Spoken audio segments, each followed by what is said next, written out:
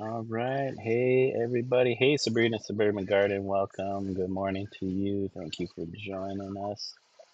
Hope you're doing well. No gaming today. Dot Goddess, welcome. Thank you for joining.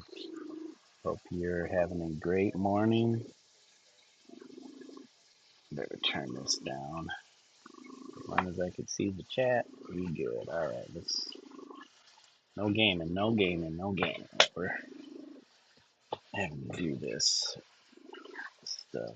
So as you can see, starting to refine our drawings and cleaning them up, making them look nicer. Interior of the vehicle looking a little better. I changed the look of Ranger Nelson. Uh, have him with a little less threatening or creepy um, look.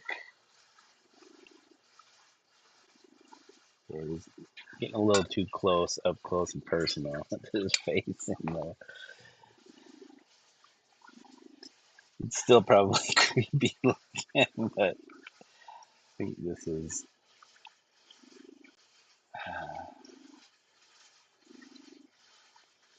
a little less threatening.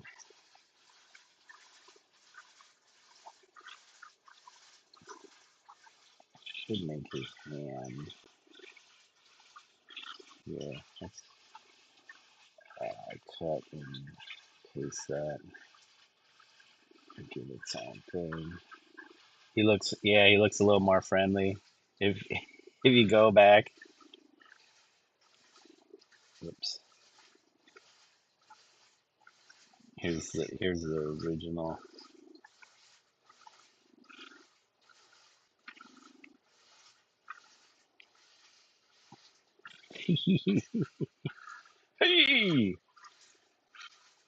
Hey, well, not too bad. Maybe I don't know.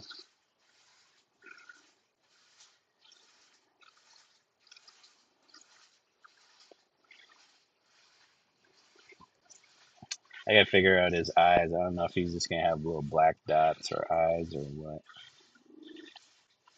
Probably give him some actual eyes. Black black black dots are just a cop out. So how's it going, Dot Goddess? Um,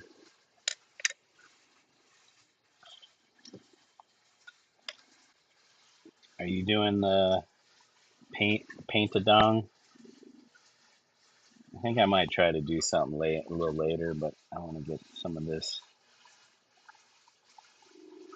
knocked out. This is page number 2. I'm trying to get it to this stage on all pages and then come back around for the final pass.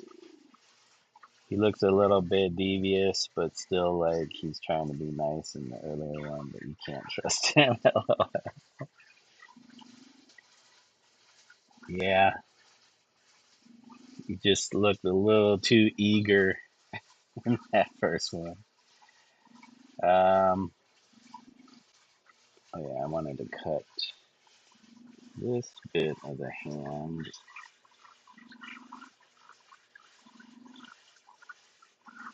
out. Um, hold on a second. It's not letting me. What? Wait. Hold on. What's going on here? Turn that off.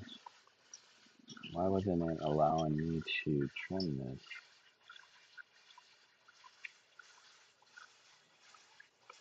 Oh, you submitted it? It was a pain in the ass? Oh. Did you submit it? So it's on.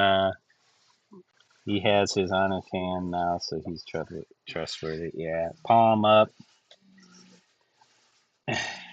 Trying to make it look like. Oh, here it is. Okay. Paste. Trying to make it look like he's waving, but I don't know if I'm doing a very good job of that.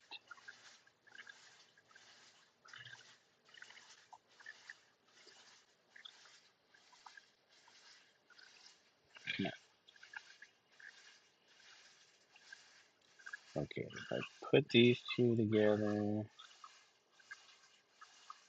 put these three together, keep things organized, I can, hold on a second. I see a little bit of blue peeking through. Probably not too bad, but he does look like he's waving. I'm trying to get it like he looks great. I like him. Thank you. I don't know if I need to lean him back a little bit. He's kind of forward, but there's a middle line through this page that they call the gutter, where the spread gets folded, and Bo's his paw that he's waving is pretty much in that area, and it's gonna get lost. So I don't know if I need to shrink things a little bit more. There's about a half inch around this whole page that's bleed, so that'll get cut away. So I could shrink it a little bit. It's coming down to their level. I like that, yeah.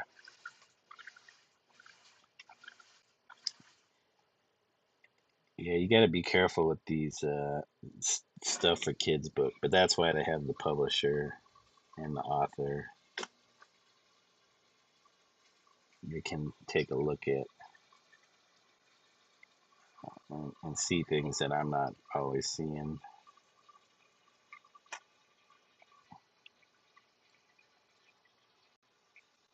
I think that sits a little better. It just means I have to add black line,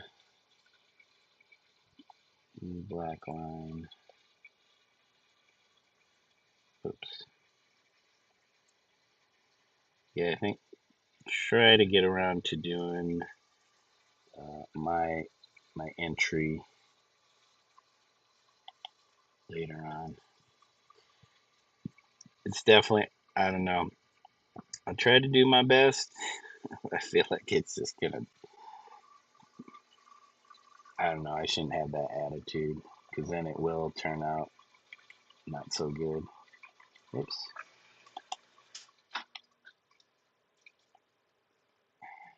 Gotta go into it with nothing. Blank mind. No thoughts. No thoughts one way or another. Just maybe just painting. That's what it should do. A good paint. Do a good painting. All right. Hold on.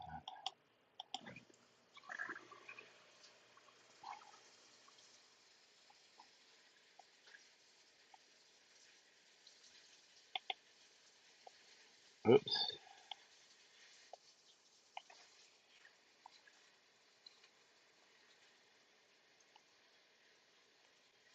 That's better. Okay. But yeah, might have to do some adjusting. So Bo's. Hey, Wild Wolf. How are you? Welcome. Thank you for joining. Hope your day is going well. Just getting some illustration. We need to add. Where's Rocky?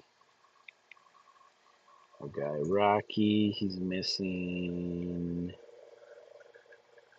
Missing some eyes. Where I thought we cut and pasted his eyes.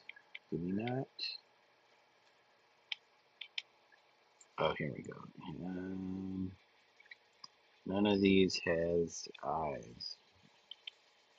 Where did his eyes go?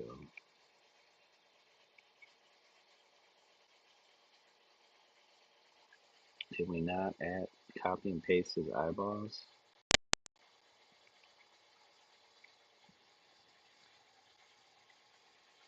Says my composition had to be massively changed after I painted the dawn, so I had to redo everything, but I wasn't gonna completely redo the whole thing. I am in severe pain. I I would have just given up. Are you like actual physical pain or mental pain from doing the entry? So I had to keep going to the garden, and it kept dying and changing color. So I just made some artistic decisions to soften things to not take eyes off the plane. You had some hot days again. Luckily, it's cooled down now. That's nice. Today is supposed to be the hottest day of this week or of this past little heat wave. So it's supposed to get near 100. What would that be? 38 Celsius or 40 Celsius? 38?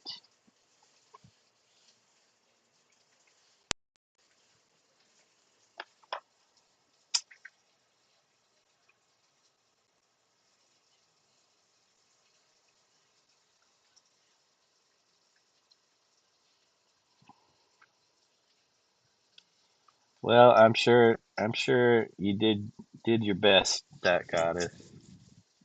Guess that's all we can do. Hope to do. That's why I was wondering. And I know the hot weather is not cool. Yeah, nope. Um, I know Nick's not. He's not much into drawing. He's pretty much, if you're gonna paint, paint. But yeah, stay cool. I hope you guys have AC because I hear that Europeans aren't much into AC.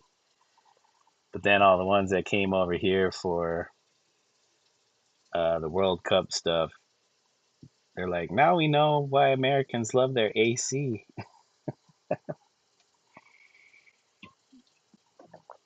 We're just spoiled over here. Growing up, we never had AC. Not until I like roommated roomed with friends, and they had AC, but I don't think I ever had an AC unit personally. Maybe I did. Maybe the house that we lived in had AC, but that was in my early 20s. So yeah, growing up, we never had AC, so we just dealt with whatever came. We had fans. Just keep everything closed. You can't afford AC. Yeah, I guess most places you have to provide your own. Places here, they might come with like central air unit, but not every place. If you're a renter or something, depends on what you're renting.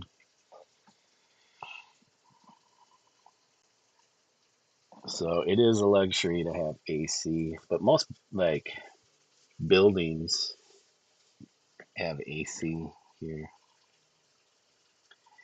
Geez, I don't know what happened to my eyeballs. Oh man, I didn't want to have to go switch pages. So yeah, this is page number 2. You could see here's page number 1. We cleaned up page number 1, and I think it looks pretty good. The car interior is nice. It's still a solid color. I have to add shadows and highlights to things. I don't know, maybe since it's a kid's book, but I'll do a little bit. You're also renting, yeah. So that means you'd have to provide your own little AC unit. Oh my gosh, this is taking forever. Hey, Rubbernecker, where are the eyes? Yeah, I'm looking for the eyes. Here they are. So here's the first page. You can see it got cleaned up quite a bit. It's looking pretty good. Actually, I think I need to, this little window back here, I might need to angle, the bottom part needs to angle down or something. It's messing with my eye. The interior looks nice, thanks. Yeah, it's kind of a hybrid of economy cars, and then the side panels are kind of a little more luxurious. But try not to make it too generic, but not too flashy. They're rolling around in a little bucket, fancy bucket. All right, so eyes. Where are the eyes in here? Okay, here. Yeah, I don't think I copied the eyes last time. 'Cause, copy layered group. Bring it back. See, I have all these other spreads I have to do. I think the car interior is going to be some of the most uh, detailed work. There's a few scenes spreads that seem kind of redundant. So, like the campsite, there's like at least two or three images with the campsite and the fire. Just, and I'm like, so I might suggest or redo one of those pages. They're having fun in the car. Yeah, not this one. Not this one. Yeah, paste. Rocky is a little freaked out by. I think I need to change his expression a little bit. He's freaked out by Ranger Nelson. Okay, let's mess with his teeth. I get, actually, we can flip it. Oops. Done. And then grab these.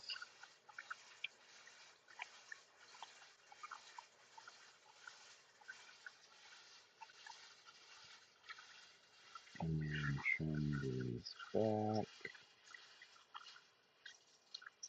Oops. There we go. All right. Eyeballs. Which one's which? What happened? I can't transfer. I'm just trying to move it. Just trying to move the eye. Oh, no, go back. Yeah, I should be able to move this whole thing. I'm having flashbacks that happened to me, lol. Flashbacks of creepy ranger, creepy park ranger. Why won't this thing? I can't select this. Okay, something's going on here. I don't see what. Okay, something is. Let me back out of that because something's. I don't see anything that I lassoed.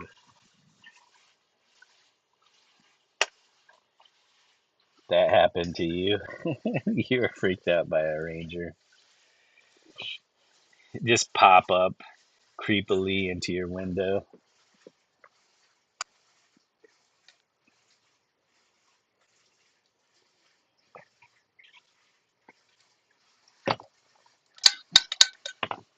Man, I had coconut whipped cream in here and my coffee. When I took my seatbelt off to get my license, he tried to ticket me for not having a belt. What? Was your car running? He's trying to be all technical. Well, the car was running. I mean, how else do you get to your license if it's in a wallet or something and it's in a pocket, especially like your back pocket? I don't know. I guess that's something I guess you would contest in court. All right, let's see here. Yeah, see now, for some reason now I can move his eyeball. Okay, we need to shrink it a little bit. Shrink that eyeball. A little more, shrink it. I think his expression, his something up with his, yeah. Well, he looks a little concerned or wary. Doesn't have to be too, yeah, coconut whip, super tasty. My wife got the regular whip, but she also got the coconut, and it's very tasty. Been trying not to just keep from sticking the thing in my mouth and then just letting rip. That's how tasty it is.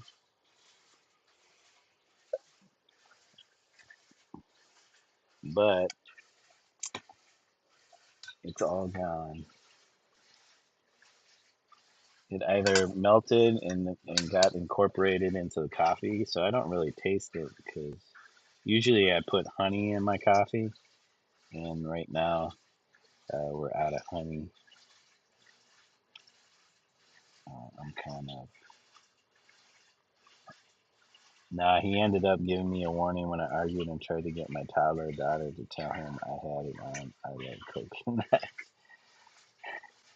That's funny when you have to get the kid to back you up, and then they feel bad for you because if you didn't have the kid, he probably would have ticketed you.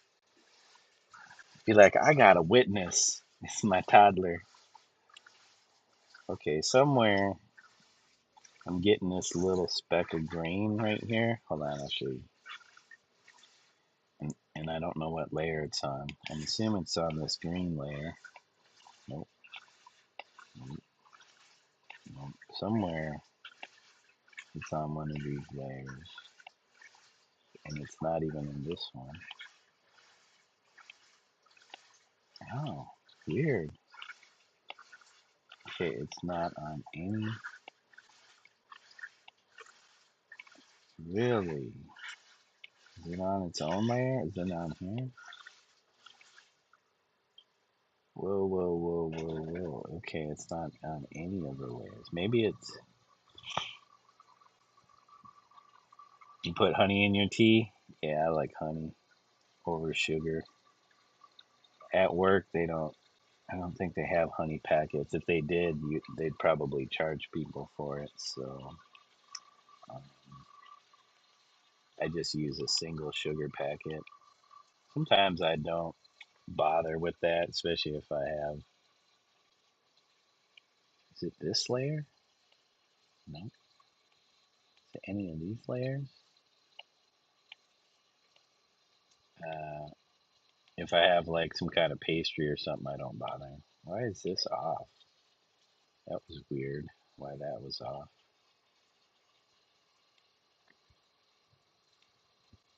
Keep trying to find these little things. It must be in this layer somewhere. Because I just turned it off. Is it with the nose somewhere? Oh yeah, I think it's in the blue.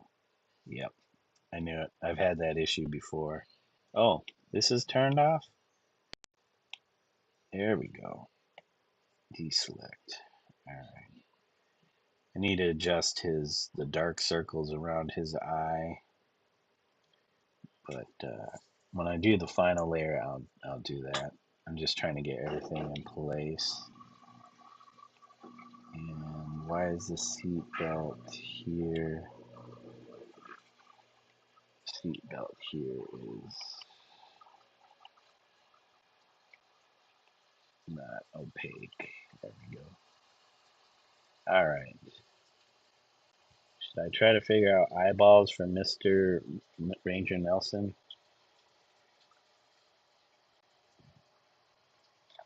Honey pot.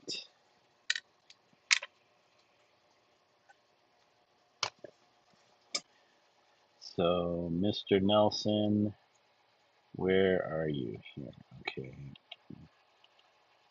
come on. Okay, here we go.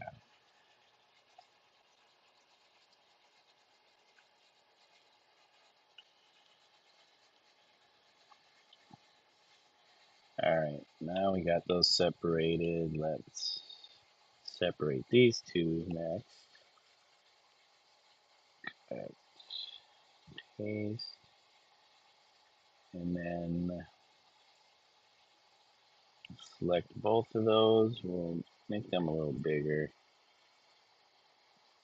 And then which ones?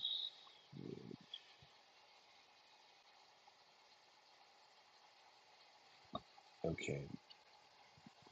And where's my drawing tool? Kind of make these a little smaller. At least the line thickness.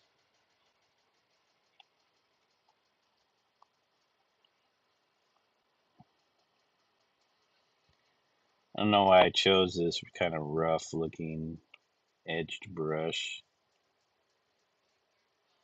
for the line work, but sometimes I don't like the smooth line look when I'm doing these. I might have to redraw this. Oops.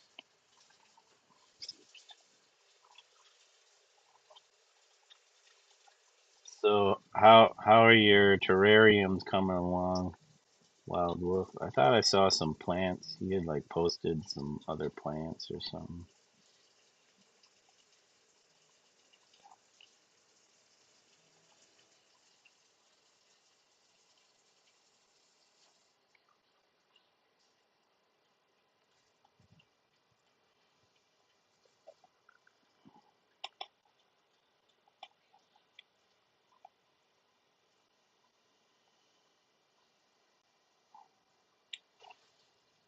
Okay.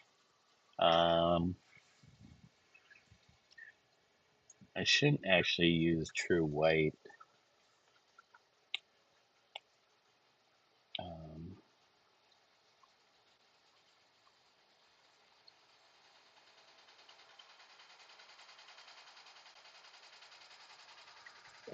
Thank you guys for the emotes.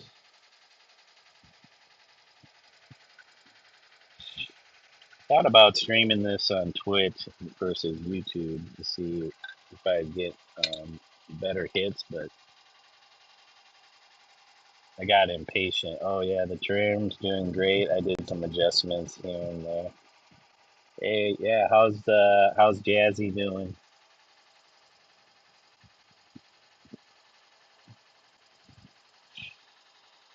And have you added any other creatures? Okay, there.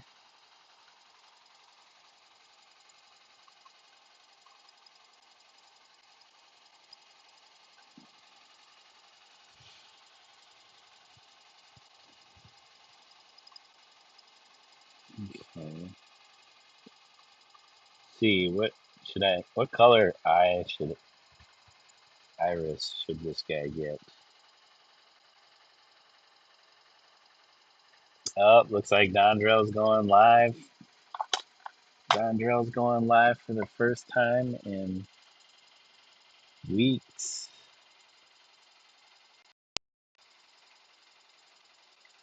I'm gonna make sure my earbud doesn't connect. Yep, so it's off.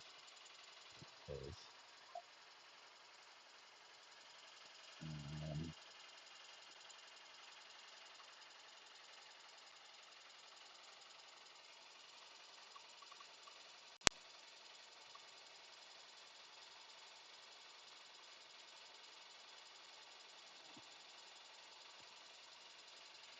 okay, I don't know what's going on with dude. How many times are you gonna open up this?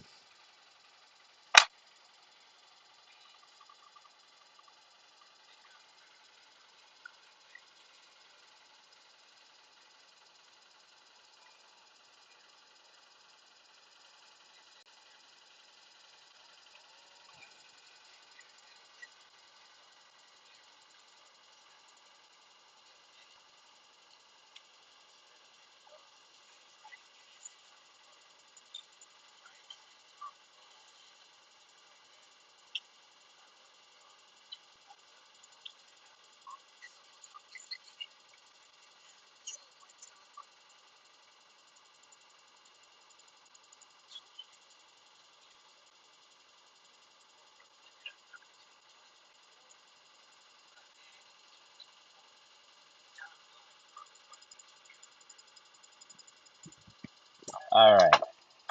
Blue. Do we do blue?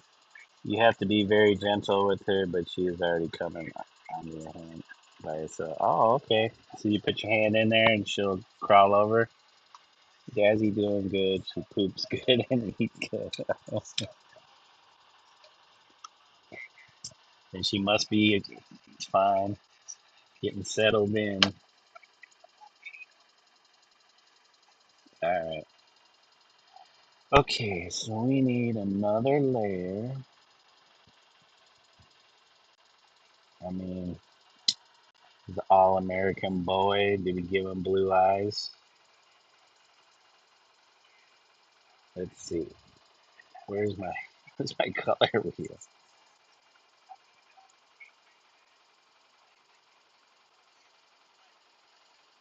Blue gray.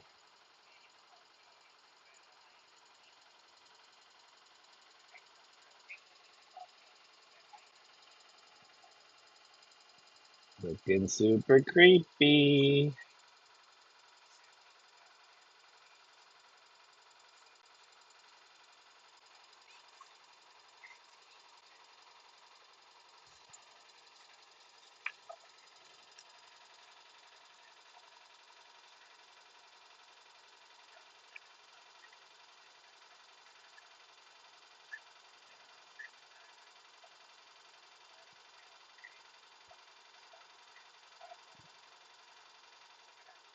I don't know what's going on with my old phone.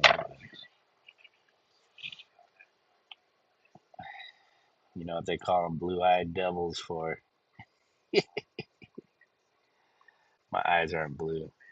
I think they're kind of hazily, hazy hazel or brown. Not like I like dark brown though.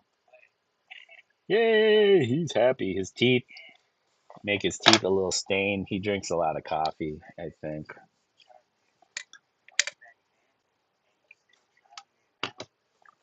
He drinks tons of coffee. All right, we need to add some more layers. All right, so make it lighter. Oh, you know what? We're gonna soften it with this round soft brush. Whoops, that's way too big.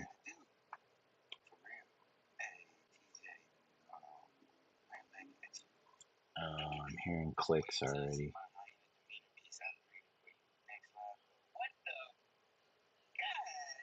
Oh wait, wrong side. Hold on.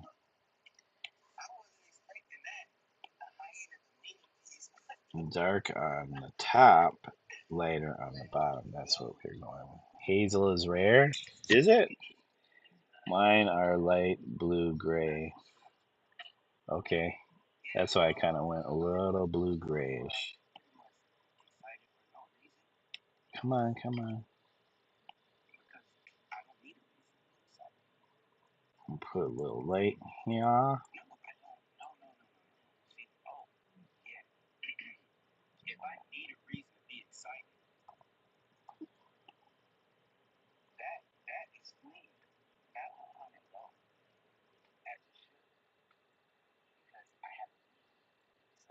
Well, we're going with the blue.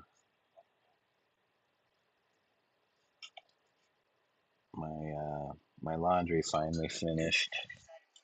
Are you watching Dondrell? You here too? Yeah. That's the problem with only having one set of earbuds now. I can't put I can't have the other earbud listening to my other device in my other ear.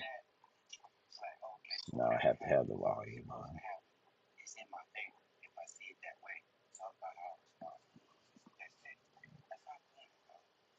All right, and then we're gonna go one more lighter, really light down here.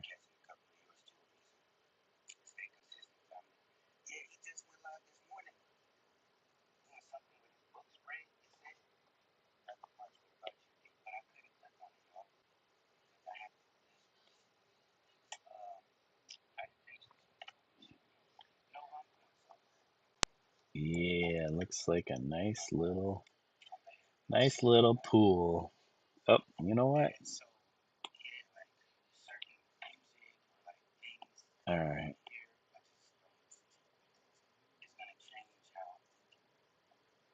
so bring this up a little. Something like that, right? 5% of global population has hazel eyes. I did not know that. I thought it was a little bit more common.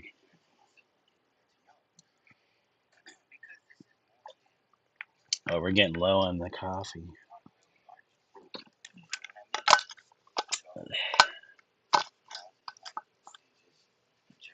Okay, now we need. We're gonna use this hard round brush, black.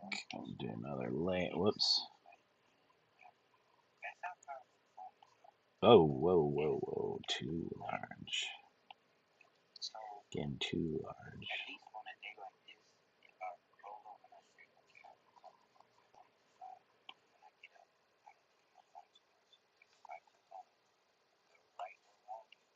Whoops.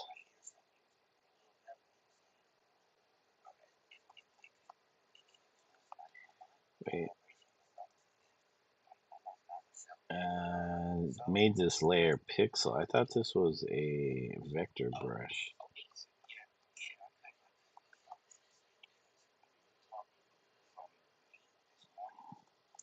All right, something like that. Now we can put our little highlights and red. Wait, wait, wait, wait. Only less common is pure green. Oh, huh.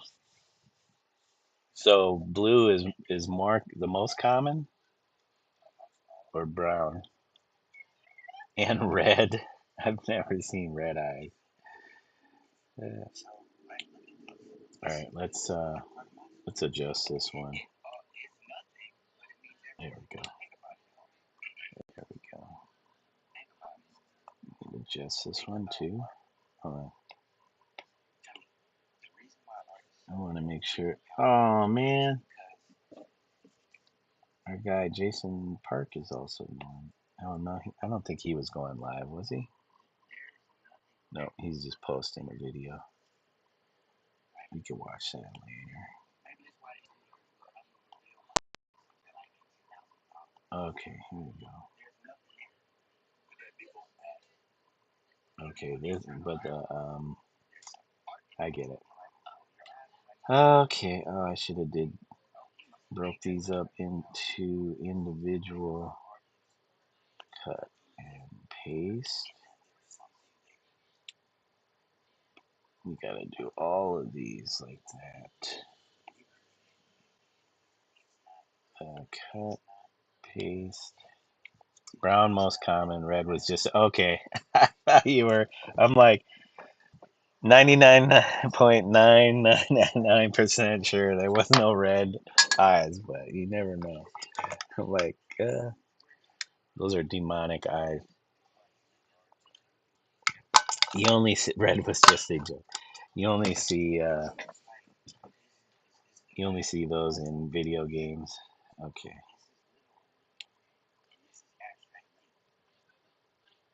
but I guess you can get contacts to change your eye color.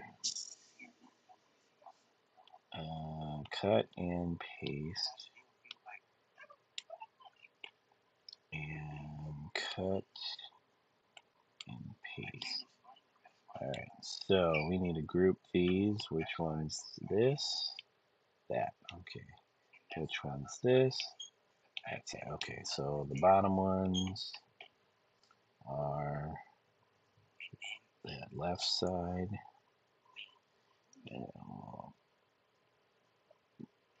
Uh-oh. Are you kidding me? I thought I checked these. It was the top. You guys tricked me. Okay, so these ones though, right? That's that side. So the bottom one's here. I think I need to flatten it. I need to flatten it because this one's bigger.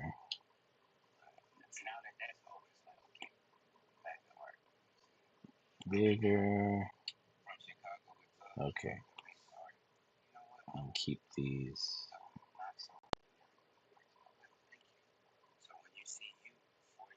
I think it's fatter though.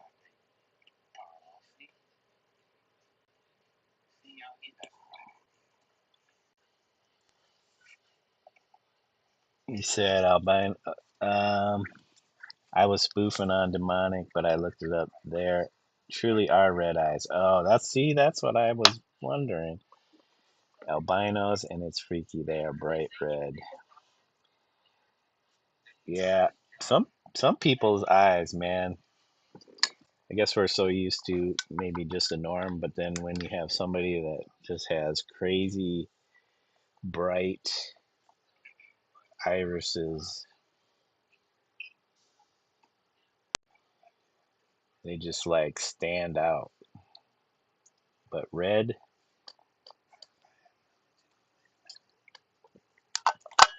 I did have had some contacts for Halloween party a long time ago. Those things are not that comfy to wear. Yeah, I've never worn contacts, even though I have eye issues. Did not feel comfortable with putting my finger anywhere near my eyes.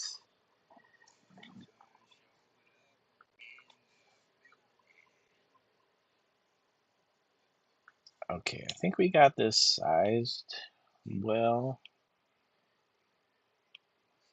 I could play with the pupil, give it more depth, but it's so small. Like, the page, and it's also a kid's book. Who cares? I'm not trying to make it super, super realistic. Yeah, the custom was cool. What was the costume like? What were you dressed up as? All right, actually, we don't even have to do much. We can go and steal. We will just steal these two. Select multiples, copy or duplicate.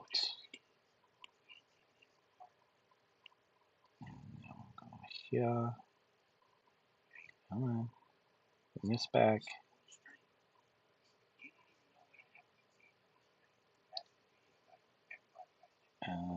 And then we need to find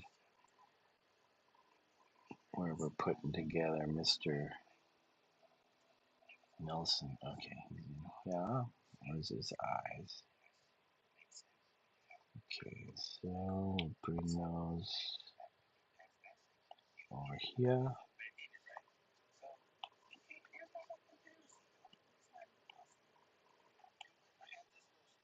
Something like that. That helps. That's all we need. Duplicate that.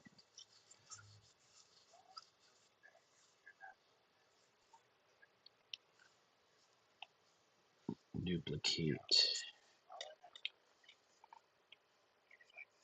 Just add a little bit of flavor.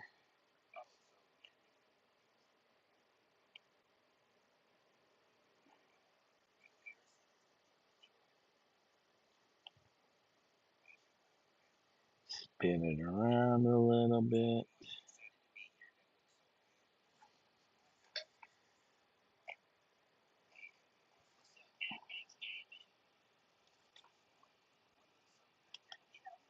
Okay.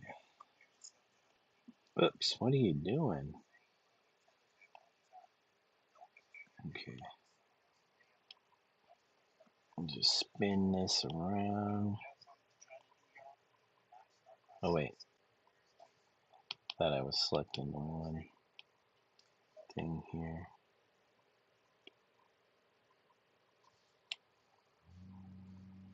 That's how I changed the. I don't like the black around the eye, but right now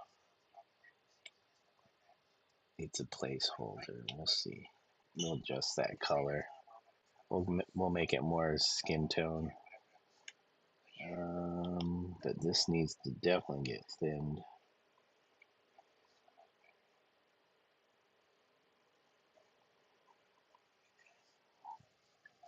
Red and black. Wait, hold on a second. I missed some stuff.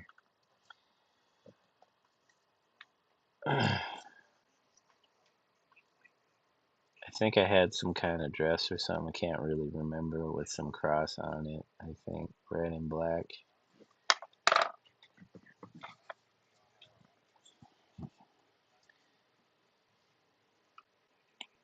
And the last time I wore a costume, no, was probably in the 90s, mid 90s. Nope, probably 98 or 99, 98 maybe. 98, I think that's the last time.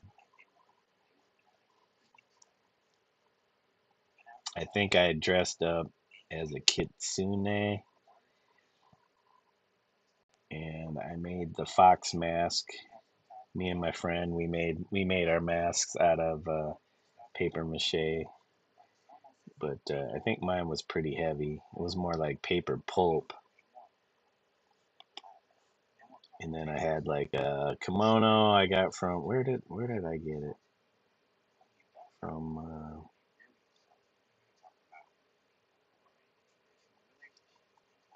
The old the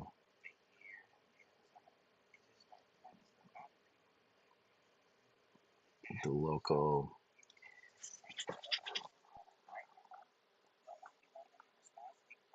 um, used clothing store.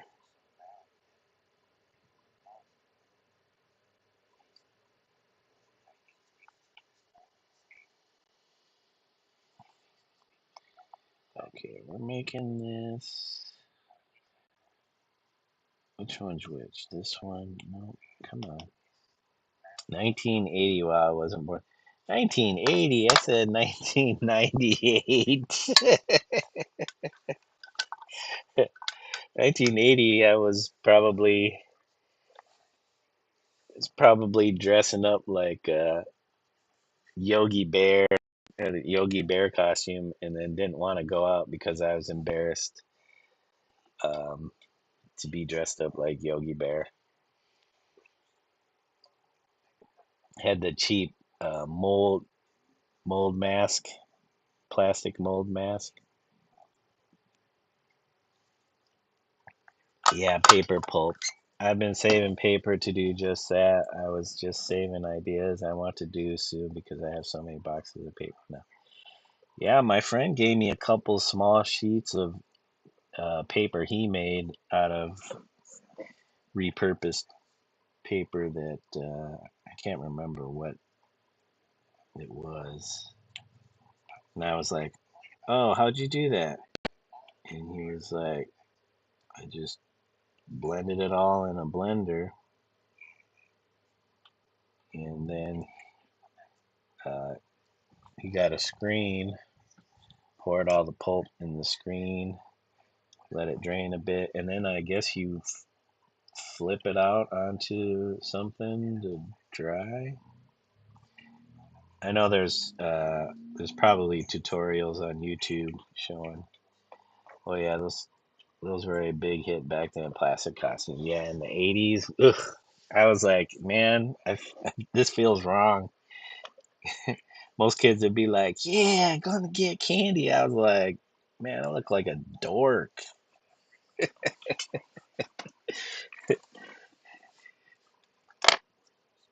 Look like a dork.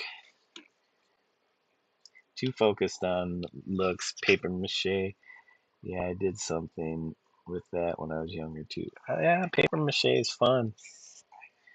I love paper mache. I can't wait to start those projects. I got books, and you can make outdoor paper pulp that's waterproof, so you can make all sorts of stuff. Oh, how do you make it waterproof? Do you add like acrylic something to it,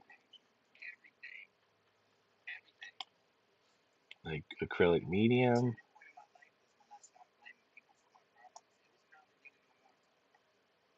or is it just the paper? Especially now, some papers have like the plasticky coatings. You were too cool. Yeah, I was too cool. I don't know if I was cool. I was just thinking more like, man, I'm a dork. My brother was fine. What did my brother had? He had I think his was a devil. He had the devil one costume, and he went out. He's like, I guess I'm fine. He just wanted the candy. My brother was more the fearless go-getter. I was always like kind of following his lead which is funny because he acted more like the older brother than you know than I did. I mean, you're only 14 months apart, but yeah, he was more the go-getter. I always wanted to do the things he did, except when it came to art. That was my thing, drawing. He didn't really have a penchant for wanting to do any of that, and it paid off for me. I think it paid off for me. No, it wasn't that. I'd have to get the book out. It might be a sealant. Okay. I figured something that would you would add to kind of give it that seal to it.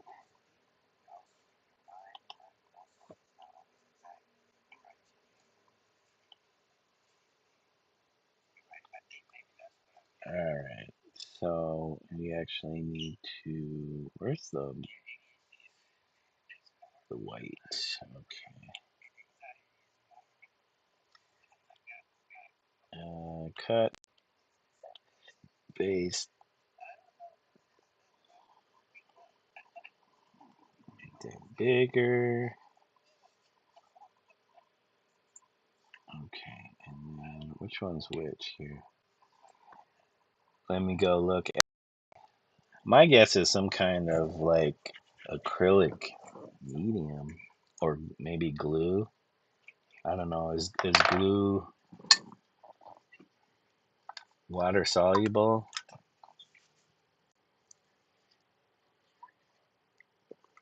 I feel like once glue is dried, it's not soluble. Okay, which eye is which now? Okay, so this is wait, which eye did I just select? Okay, it's the top one. That's what I thought. So we put these here, these on top of that. Which one's this? That is the right eye. That's the left eye. So bottom, bottom, and keep these organized. All right. His eye's too big. He's too enthusiastic.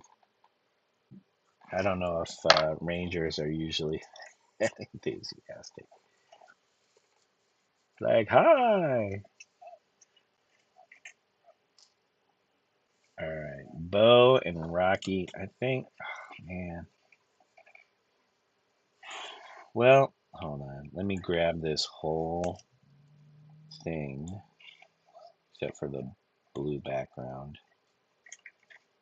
Let's merge these down. The eyeballs, all that can go out in the gray, I guess. I don't know what this is. Oh, okay. Do I need any of this? I might as well keep it. I don't know why. I just didn't um, hide the whole entire thing. Okay, we have this seat belt. Whose nose?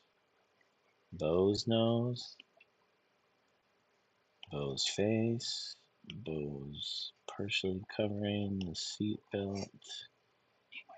Hand? Okay, we wanted the hand. That. Alright, I think we got everything we need, and we'll select it all. Select the multiple layers, and then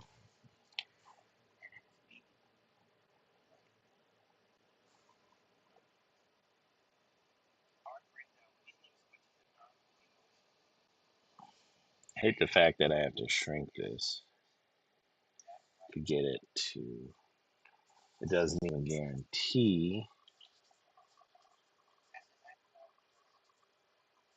that Bo and Rocky, or Bo's paw, will not fall within what they call the gutter, that little center area. The center line and half inch, so about a full inch in the center. They don't want really, anything important, because it just gets lost in that crease.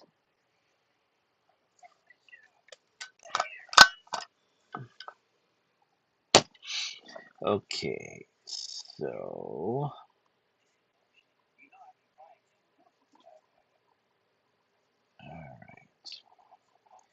okay, that means I gotta.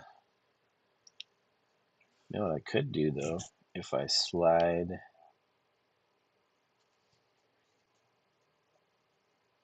Okay,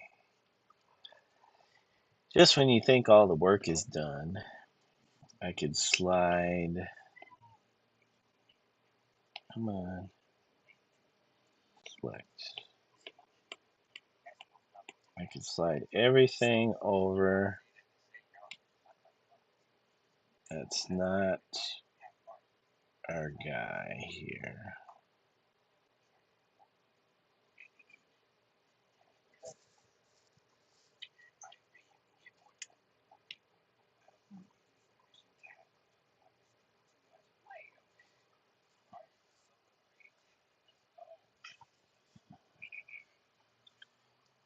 Hey, Travis, what's going on? Kind of early, Trav. You got the day off? Or are you at work? Thank you for joining the chat. I appreciate you saying what's up. Yeah, we're just working on these drawings a little bit. I need to turn on. Here it is. I need to move this forward. It's my guidelines, so I can see where exactly this falls. Turn that back on. So yeah, you see his paw. He's waving. His paw is falling right there in the center of the gutter. Still at work? Okay, that's what I was wondering. Just saying hello. I appreciate it, man. We're just trying to get this second page of 2 of 15 cleaned up a little bit, and then I'll do. It's kind of like I approach doing this stuff kind of like how you do your painting in uh, various steps. So I'll do the first go or pass is the rough sketch, taking that rough sketch and laying it out. Second pass is what I'm doing right here, blocking everything in and then cleaning up all the lines. And then the third pass will be the finished, adding all the patterns and textures or whatever I'm using to make it look finished. So yeah, it's about a 3-step process. Makes it easier because then I can go through all the pages and see step by step if there's something I need to adjust and I haven't like did one full page finish and then it's like, oh, now I gotta change all this after the 15th spread and I go back to the first one. I'm like, these look completely different. Gotta trust the process. Yeah, it's getting better and easier the more of these I do. But yeah, I think later on I'm gonna do a little teeny oil painting. Another streamer. He's mainly on Twitch, but he also streams on YouTube. Oil paints. He's doing a little fun contest. He calls paint a dong, but it's creating a still life from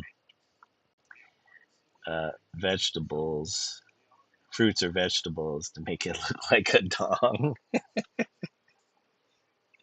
It's a fun little painting thing. I think he's done it twice, or is it? This is the second one. Yeah, I think this might be his third or second or third. I can't recall. I know he did one last year, but I can't remember if he started it the year before.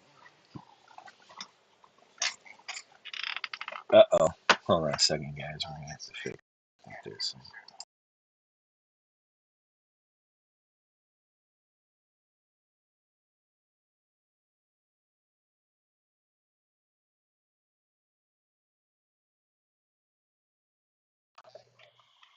Hello. Okay, yeah, this will kind of get me back into the oil painting mode. I didn't mention it, but sometimes I start with a frame, clear plastic plane, and draw the design with dry erase on it. Now that's an interesting idea. Are you talking about for your paintings or just in general?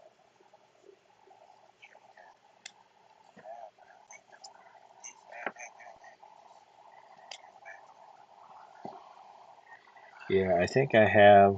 I have to check the size.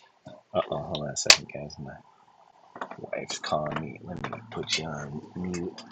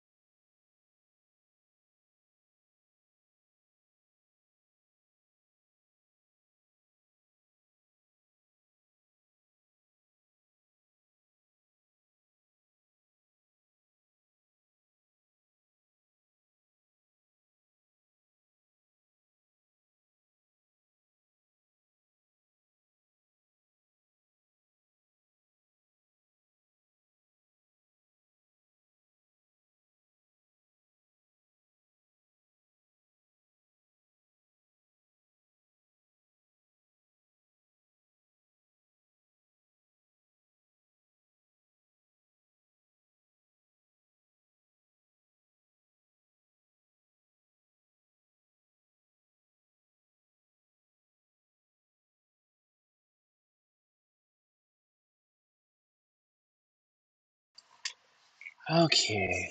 Sorry, I had to take the dog out. And then my wife reminded me, oh, weren't you going to get when I got up to go um, work? Weren't you going to go mow the lawn before it got hot outside?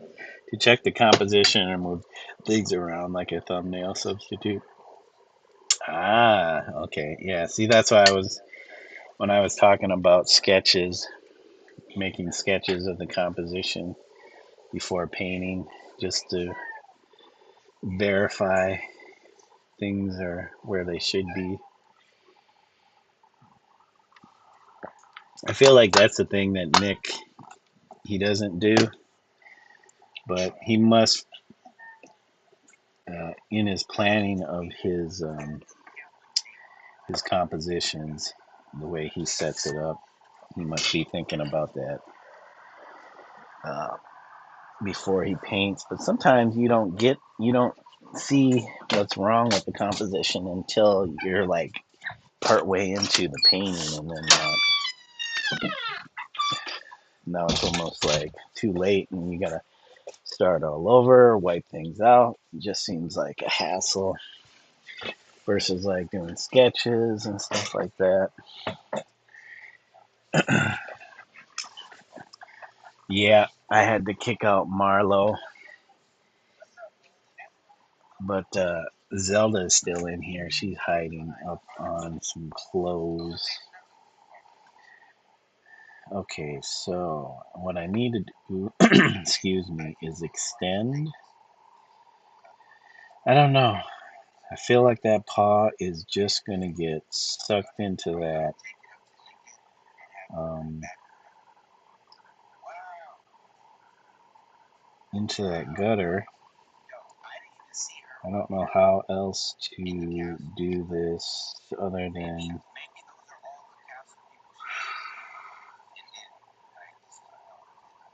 maybe it's just got to stay in the gutter. Yes, you're right. I had to change my composition because I had too much crap in it on my. Oh, didn't keep it simple. I got to figure out if I'm going to set mine up in here or out in the living room where I actually do the painting. But if I do a small painting, I could set it up here, stream it through OBS if I stream it or record it in OBS. Uh, and then I can edit it. But that way I could do it from here and use OBS. I went and looked what everyone else did and realized it's limited, so I changed mine around mid painting, which is why it was a pain. I haven't seen. Sorry, Dondrell. Let me see. I haven't looked at the Discord, so I'm not sure if the only submission I saw was Richards. uh, okay, people are submitting their submissions.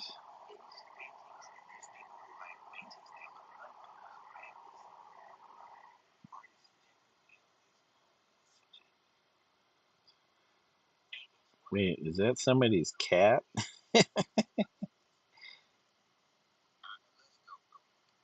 Or is that a blanket? The dog shaped item I had a plushy tail. Okay. I like yours, Goddess, the turmeric.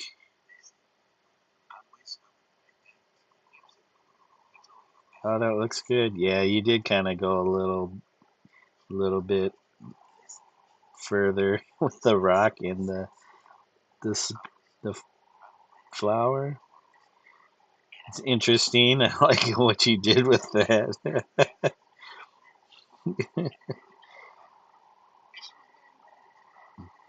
I like the rabbit, the little teeny rabbit. Interesting. I like it. So far,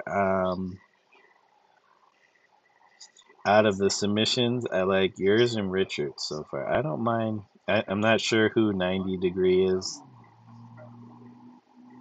I think they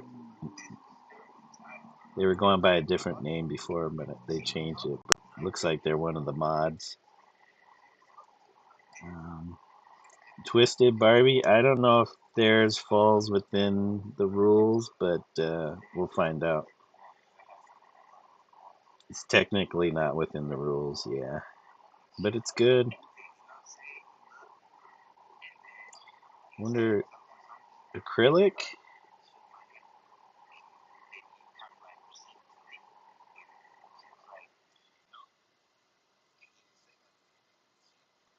Yeah, the turmeric's nice, and are those walnuts. Oh, figs, dried figs. Okay. Oh, and it was an oregano. I thought it was. I thought it looked like a sprig of that.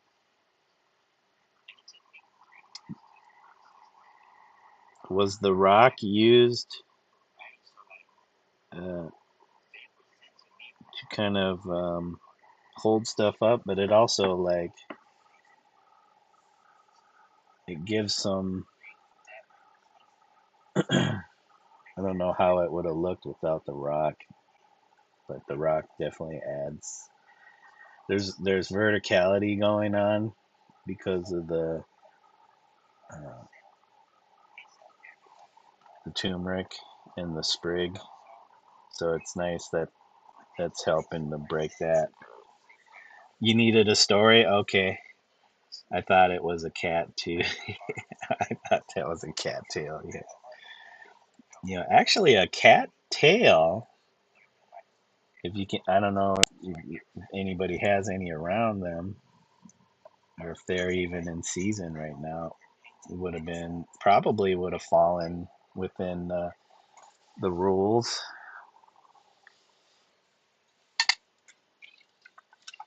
It's flowering, but it's all oregano from the garden. Yes, it's holding it up for a composition. L composition. Yeah, yeah. I think maybe the sprig would have helped, but it's just the lower part of the sprig.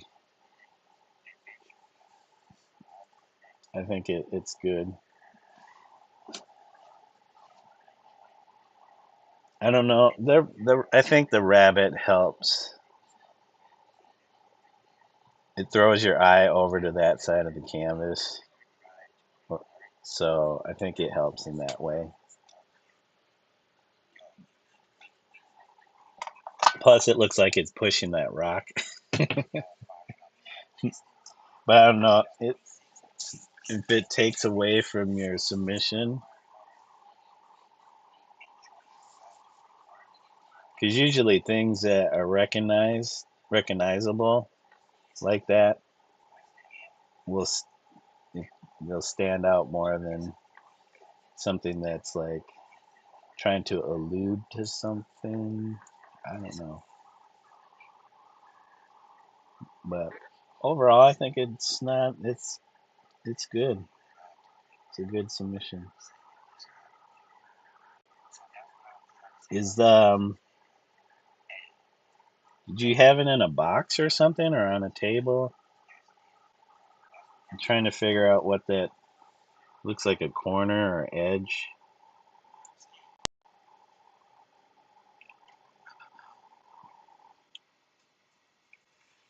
And I think the small brush strokes, like of the light, it makes things look really soft.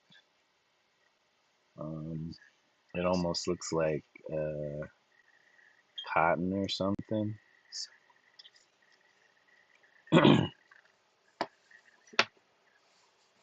don't know. Just wait till I do mine. I'll criticize the hell out of it. I still have to set it up before I can even paint it or even think of attempting to paint it. All right, so that was locked. Turn some of this stuff off.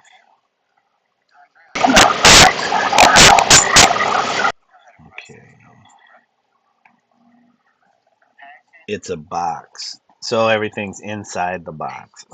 That's what my guess was. That's why I needed the koi rabbit to bring the eye around. Yeah, that's why I figured. Or else you would have had to crop your composition.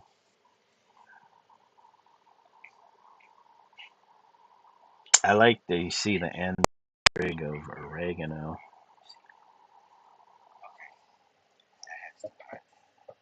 I know it takes away, but I never planned on winning. I made the bunny and sprig soft did not take away from the main focus. Right now, it's yours and Richard's, but we'll see who else submits. But I like your two.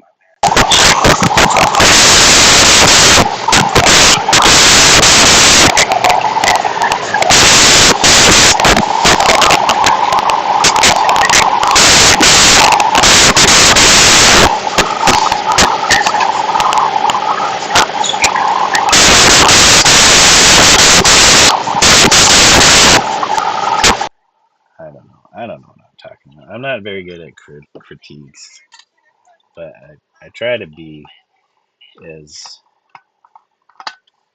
thoughtful and honest about them. Yeah, his is stronger as far as like being painterly. There's things about Richards that painting that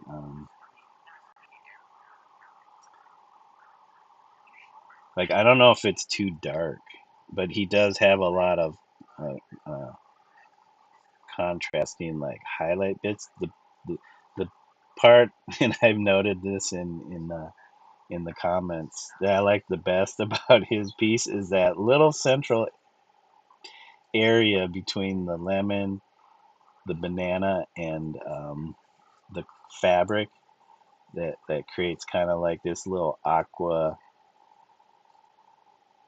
pocket that really stands out. I don't know if that's a good thing or a bad thing, but I like it. It's like a little cave. The the little wooden figure.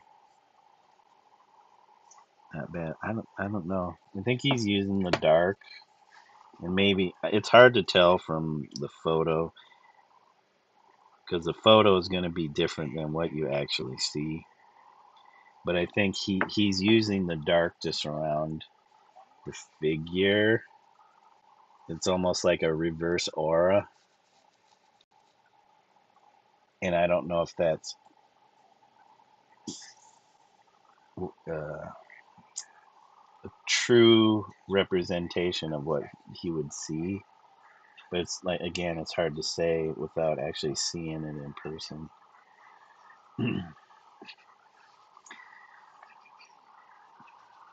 Oh, I didn't realize you had your photo in there.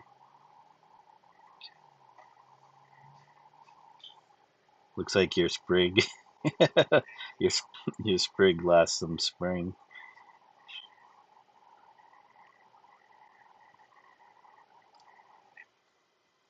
Okay. Again, yeah, photographs are gonna um, be much different than what you actually see because the rabbit is definitely looking more bright. Discord wants to access my microphone, but I'm not talking to nobody through Discord. Yeah, and in your painting, you give it more of a warmth, whereas in the photo, especially the face is a little cooler looking.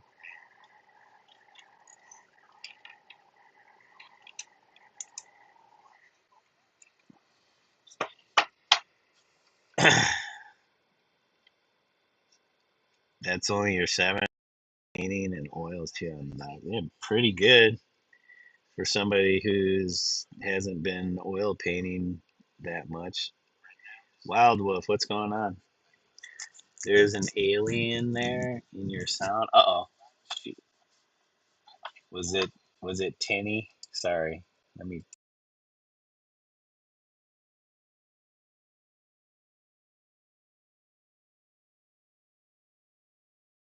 Interesting colors, blue and orange. Okay.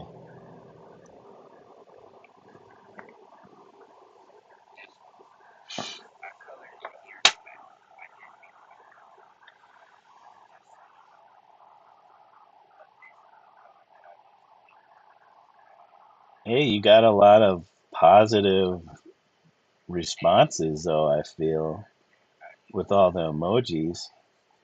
I mean, again, I like hit every single emoji somebody else posted, so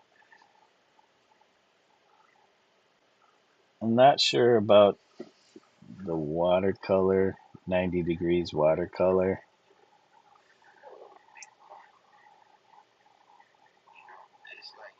It's, I think watercolor is a lot harder. It's a little flat, though, to me. There, I do the potatoes. There's some nice stuff going on in the potatoes. It's just still a little. That's the thing with watercolor. It's the piece also seems separated by each thing's coloration. Like there's not enough. It's just all separated, which makes it seem flat, more graphic. I hate being that critical, but flat is the word that came to mind. Yeah. And that's why I say like watercolors are difficult. I can't say I would even come close to what they did. I don't use watercolors that way as far as coming from a a painting background. Yeah, everything is it's too graphic looking. Like it's too separate. It's almost like a print or something. Um,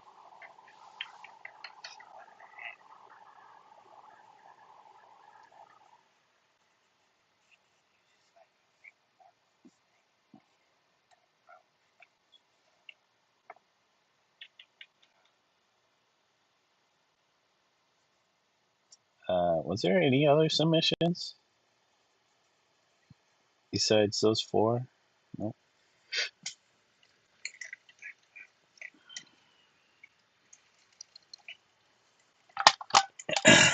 Well, I got it. Hang around long enough. I might not be as nice, but also the subject is flat and not foul. Yeah,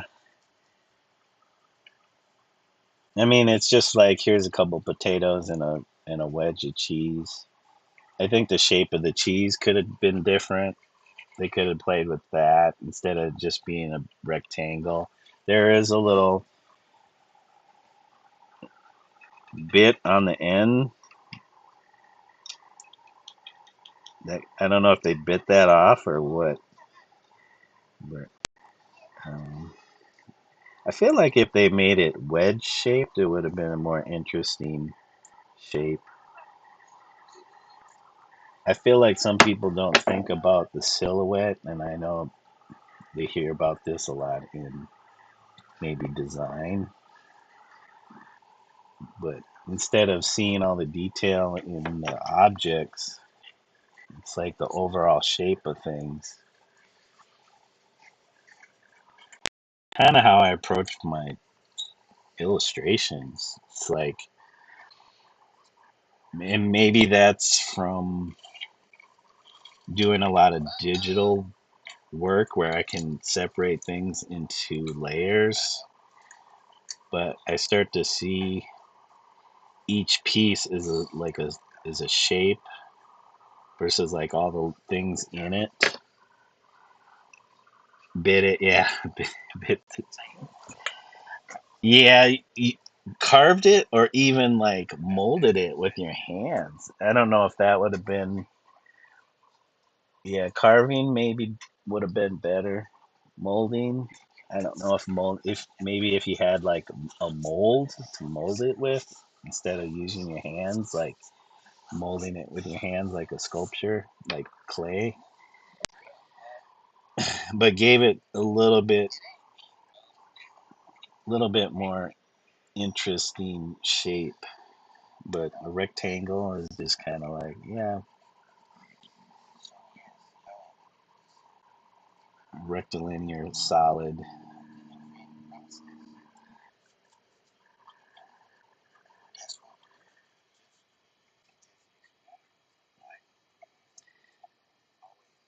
Trying to do look at things a little bit more with the critical eye, but also remember not to always say things unless somebody asks, because I know some people it's hard to take criticism because a lot of criticism is like not even good criticism. Like I think the people who are criticizing need to work on their, critical skills.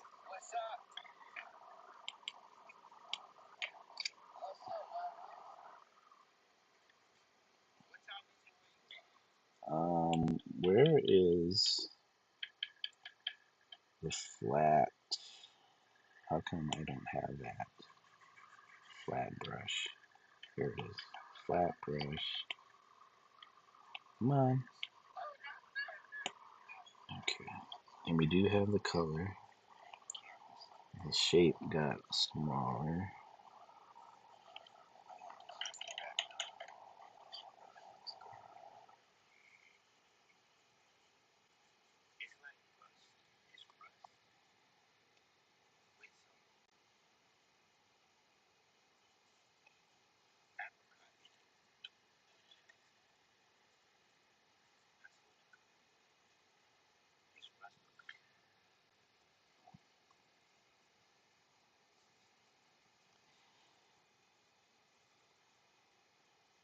Oh. Hold on.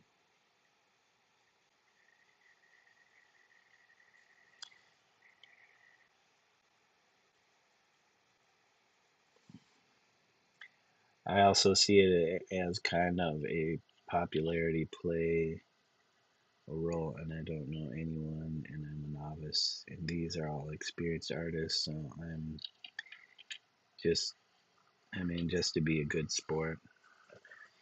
Yeah, it's hard to say what level everybody's is at.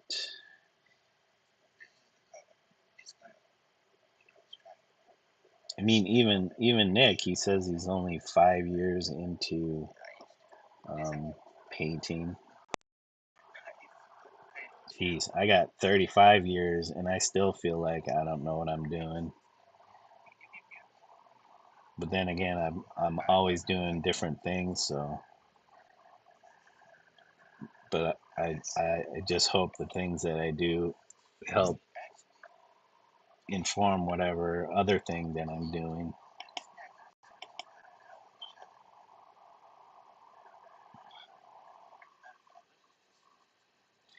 All right, so I could, and this will probably get chopped off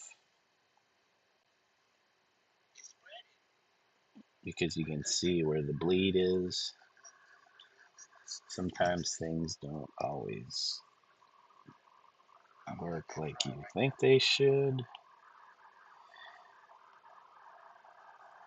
Why is that line there in the corner? Well, it was part of the window, but it got chopped away because of the bleed. Well, then, is that necessary? Is that necessary to the? Does that help the? Does this little bit help the image over here?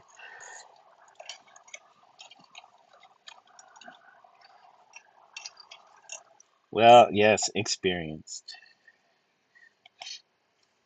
I hope so. I've been doing this. This is all I really, aside from when I was skateboarding,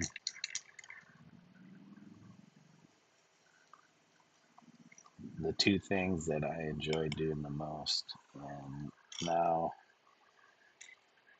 at my age, it's tough to be skating.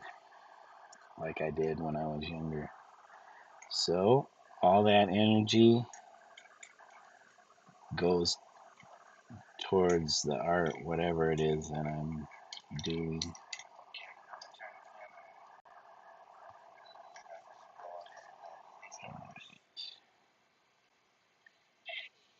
But one day, if you stick with it, you'll be able to say the same thing.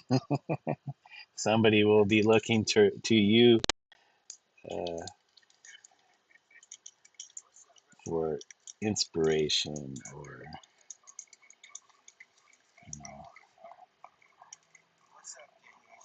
praise or even uh, criticism.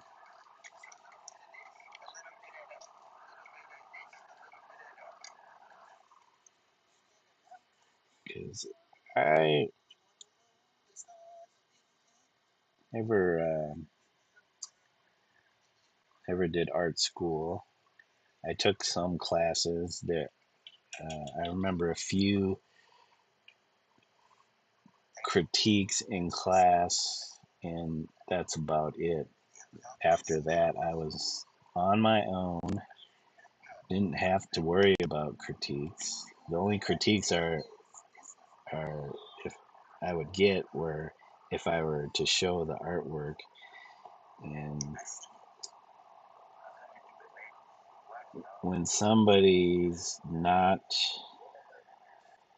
an artist, or at least trying to actively be an artist, um, usually they're like, yeah, they give you a lot of praise because they don't know what to say or how to critique because they don't have the experience to, or they're just outright like they don't like you, so they won't like your art. I don't like you, so I don't like your art, and that's not really. I don't know. I don't think that's a critique.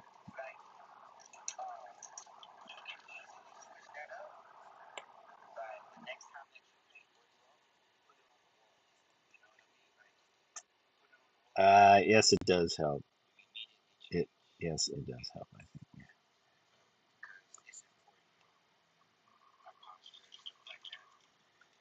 I guess I come from the point of view that critiques should be helpful and not you're not trying to break somebody down and make them feel bad, like because that's going to happen anyways. You might feel like a particular way about your art.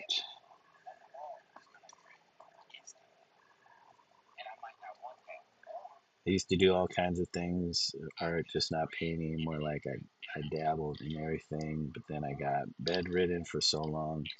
It's like starting anew. Okay. It's always starting from a beginner's perspective or mind. Even at my stage, I could be like, "Oh, I got 35 years of experience under my belt, and everything I do is just a masterpiece." You know,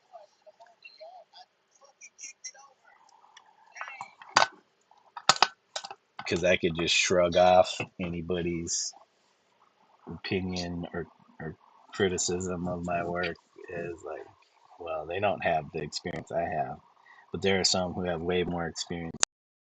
So how could I even say that?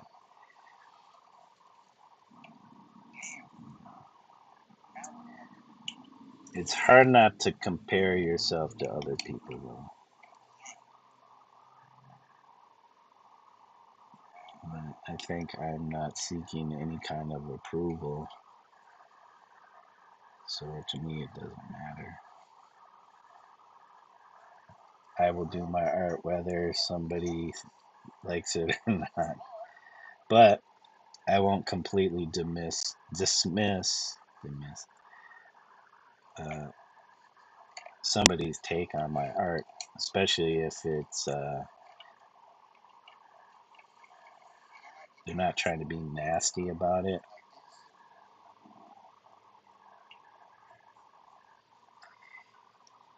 Thing is, I can see where I went wrong myself. I did take art for a year in college, but that was 30 years ago. I went to art high school for a year when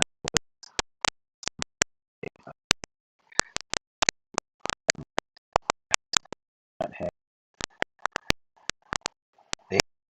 a program in there and magnet art were just like this focus on art. But I did take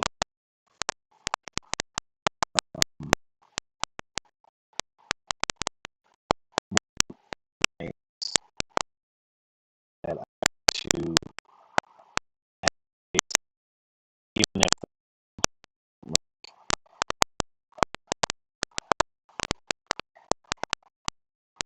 I feel like they had it. Okay, I thought my mic was cracked. Is it still crackling?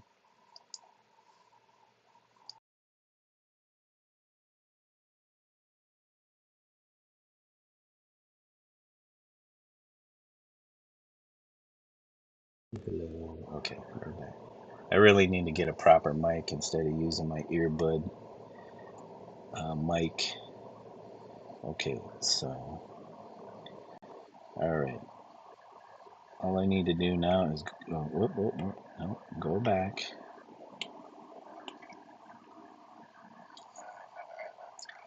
I forgot what I was saying. But I think the few art classes I had in high school gave me a space to be creative. Even though I did that type of stuff outside of school, but I think the little projects that we were assigned kind of helped me finally choose to get into doing more art, and especially painting. But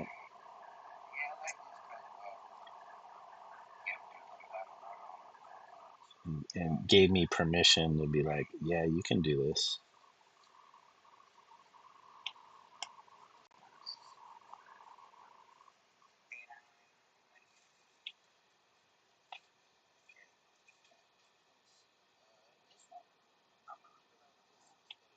Plus, nobody was telling me I couldn't do it.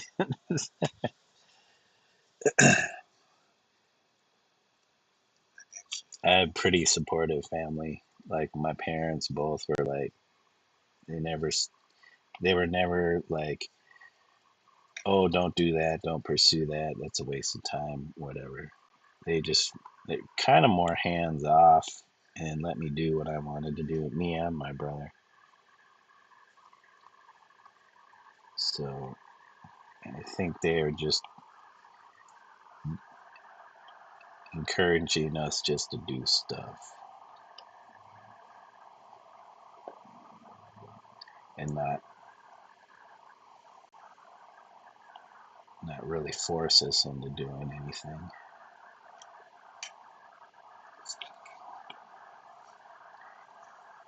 All right, hold on a second because I think there's going to be. Is there a line? I'll have to do another pass on these lines. Get them nice and cleaned up.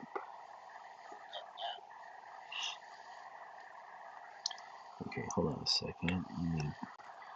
Some of these are confusing because they're not necessary.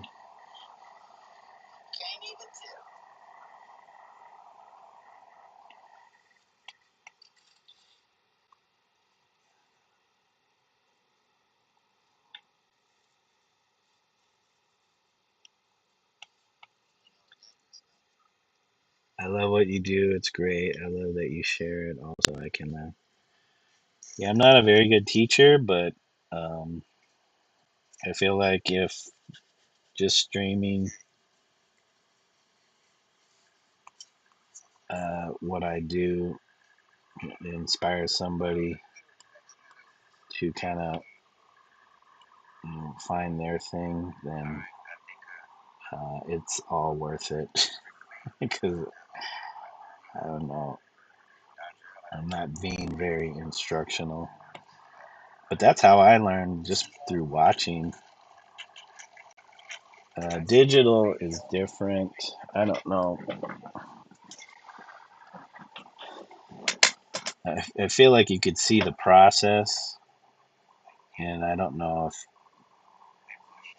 unless you watch the streams like one after another, if you're getting that. Yeah, you know what?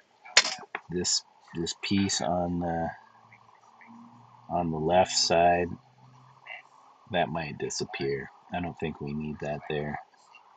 If that crops up and is just a little wedge in the corner, that's not necessary. That's gonna be a weird focal point. I can pick up on stuff you're doing though. It's great. Yeah. Yeah, layers, you start to see the tools I'm using, how I'm using it.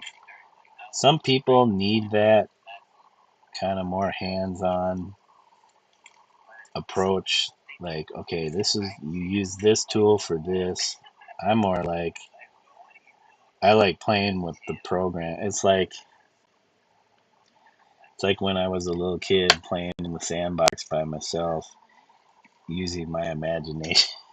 Like, I'm a chef for Country Kitchen, and then I would like use the sand to make an oven or use things around me to make, you know, the objects that I would need for that particular job. I think that's where it stems from, like the whole making thing. But I also drew as a kid too, so I've been drawing since I was young. My parents were like, whatever you can make it,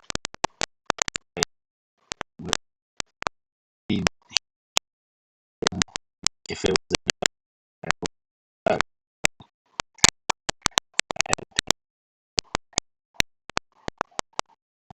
animal, do that.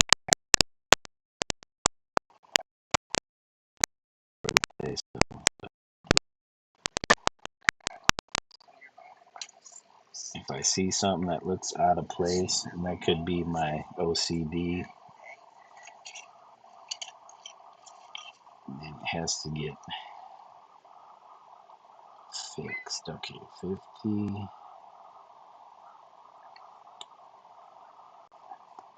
Wait, no, not the right brush. Not the right brush. Where is?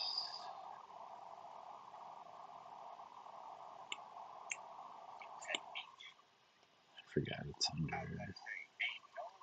It's not the sharper inker.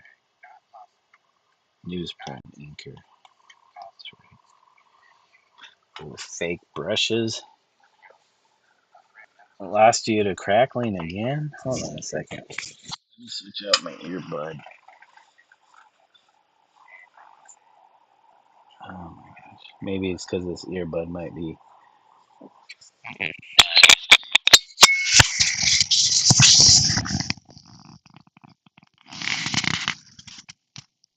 yelling.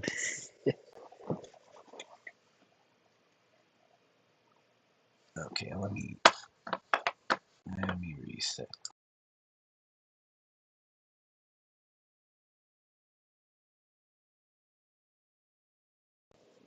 All right. Thank you, Dot Goddess. Drawing is most important. Yep. I think Nick would argue about that.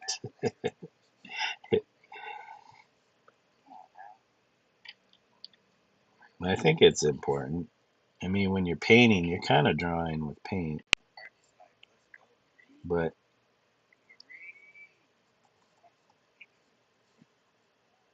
I don't know. Is there a but?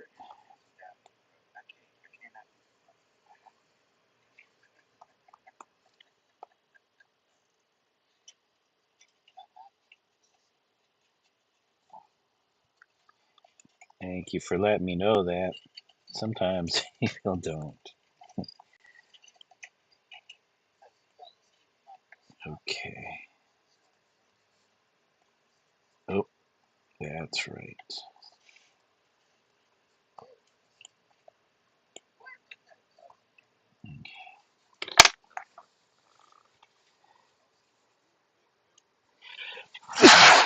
Excuse me.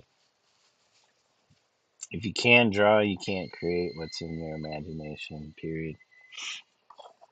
Yep. You can't put it to paper or canvas. And you could do shapes, you can do colors. Drawing helps you also organize the information you see.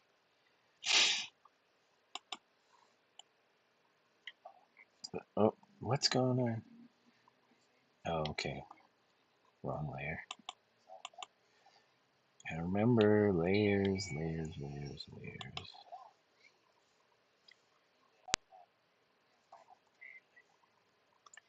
I think I forgot to put, there's a tie. He has a tie. And I forgot to put that in here. His neck color in there. This, whoops, I think his hand is a separate thing. Come on. And right here.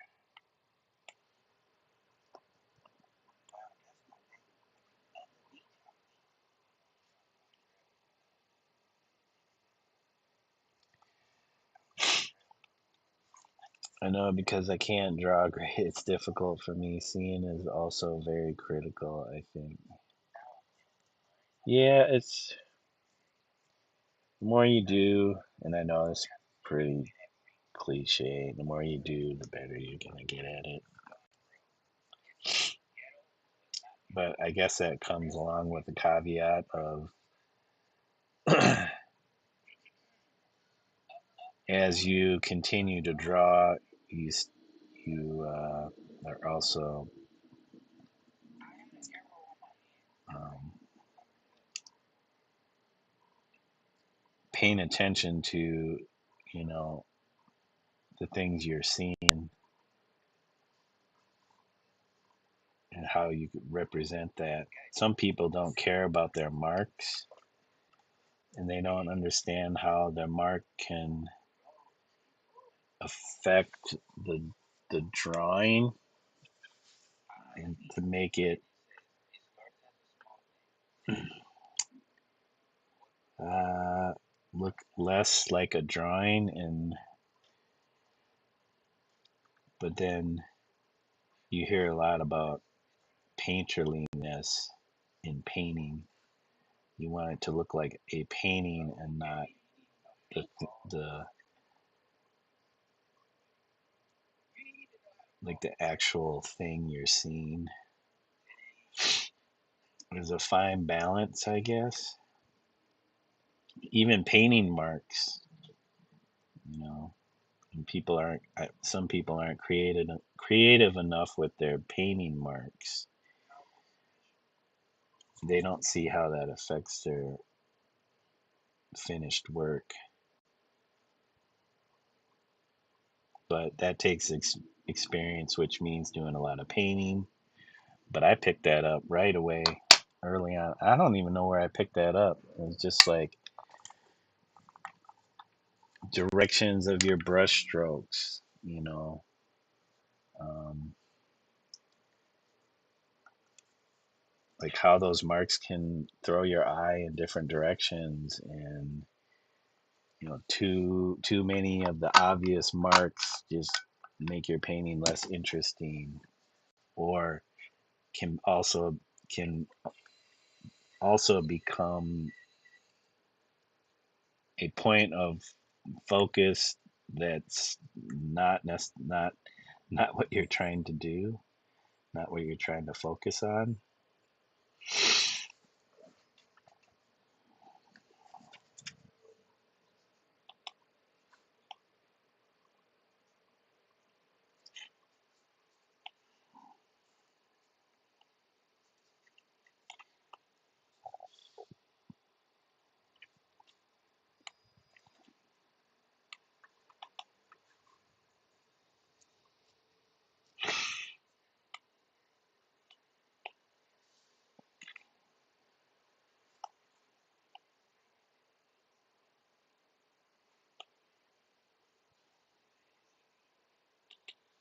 Okay, let me flatten this out.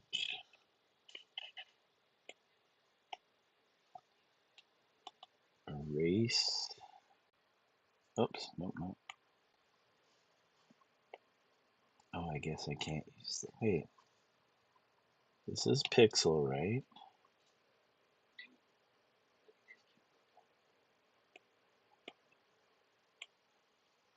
Hard around. Isn't that what I was using? Okay, I need that to be an eraser.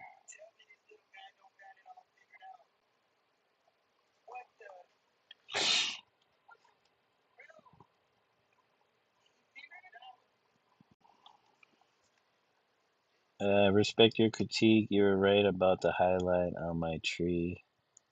I saw it, but was too tired to bother fixing it. I'm going to go back and fix it. That's another thing, and I totally understand what you're talking about. Like being so tired, whether physically or mentally, that you don't even care. Like it's off, it's wrong, but you're just tired and you're just like, I don't care. And it's it takes a lot of work and practice to be able to push through that kind of attitude, especially when you all of a sudden get a lot of critiques from others and they notice the exact same thing, and you hear it a lot and you're like, geez, like maybe I shouldn't be so lazy, but about just making those adjustments or changes. But if it's a like a physical thing, if it's like a health thing, then is that is it still justifiable to like not change things?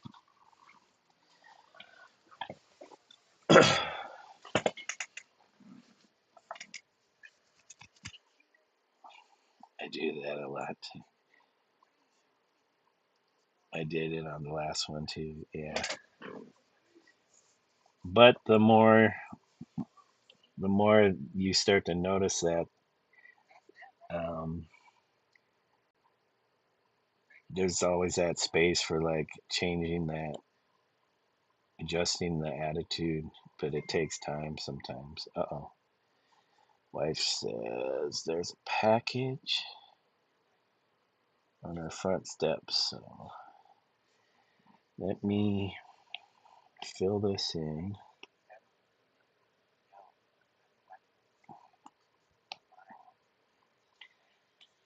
That anywhere else? Yeah, I think, man, this I need to open this up. I need to open this up, especially if this is all on the edge. Whoops.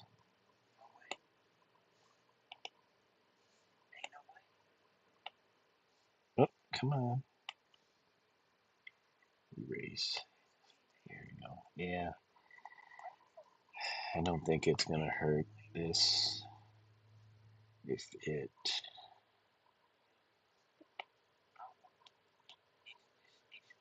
uses that border. It's basically creating a border. Oops, nope, nope, nope.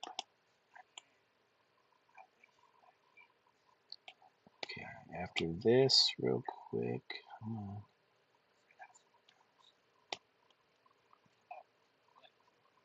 That's too big. 45 good?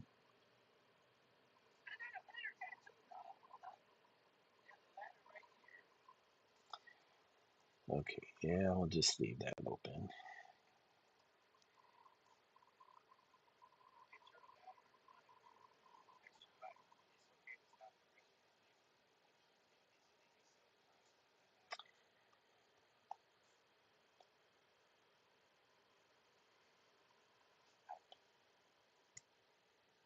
I don't know what's going on with this app, but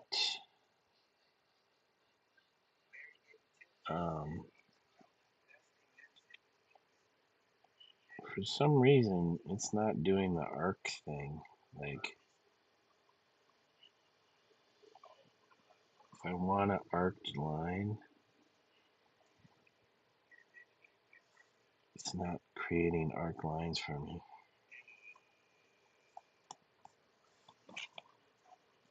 Okay, hold on a second. That was messing with me right there. Like, I needed that little. Needed to see that corner. I needed to see that corner.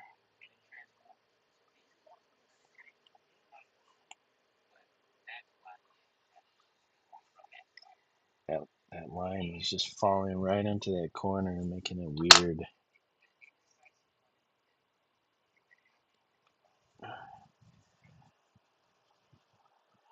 You just said, "Fuck it, it's done. I'm done." Yeah. Don't let that become a bad habit, though, Dot Goddess.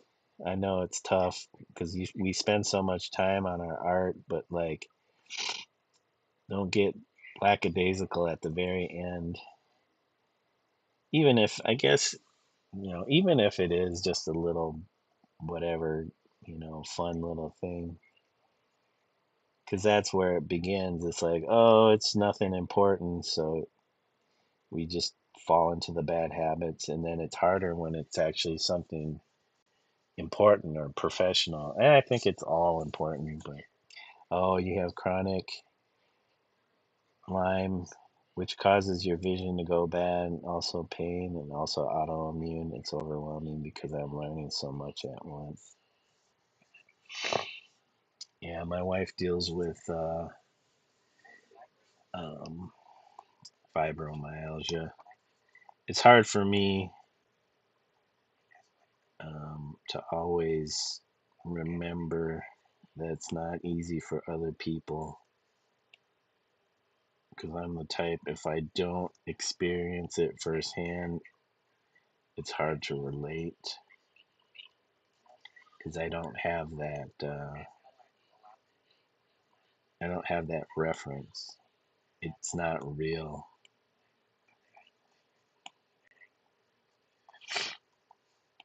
So I have to always remind myself, you know, don't be so critical of others unless they ask. Unless they ask for that criticism. And most times people aren't asking for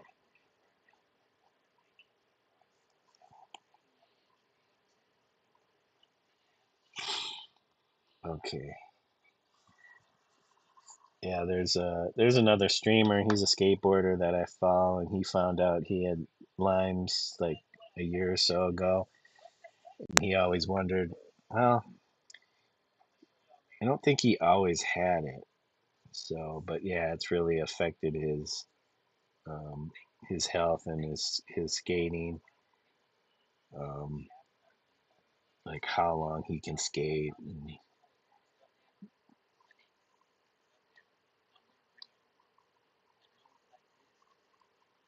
Yeah, I'm starting to hear more doctors mentioning fibro because I thought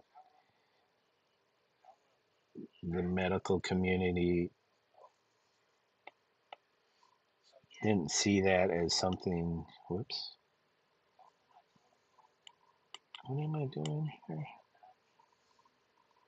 I'm trying to select multiple things. Uh, that as, that as something real,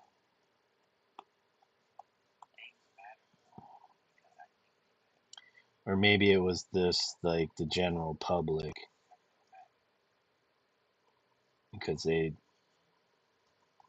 not something most people deal with. Maybe they were the ones that were like, oh, it's just all in your head until you actually until that person actually experiences it firsthand. Why does this thing keep selecting multiple layers? Okay.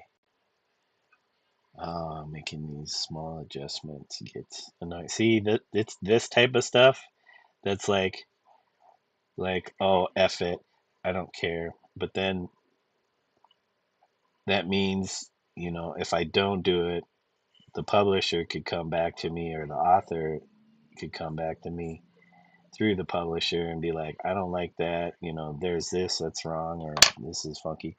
If I myself know that it's not right and I don't change it, then that just means it could be extra work later on because they do see it. Now, if I don't see it and they notice it, then it's easier for me to be like, oh, I can make that change. But if it's something I see and I'm being lazy about it, and I'm like, well, if they don't see it, it'll slide. And it's like, no, you got COVID several times in the shot, so you were bad. I'm crawling out of it though. I'm happy. That's good, Dot Goddess. I'm glad to hear that. Um, yeah, the whole COVID thing was messed. I don't know. It was a disaster. I, yes, it could have been handled better, and you hear a lot of criticism about it, like, oh, COVID's just a hoax and all this stuff. But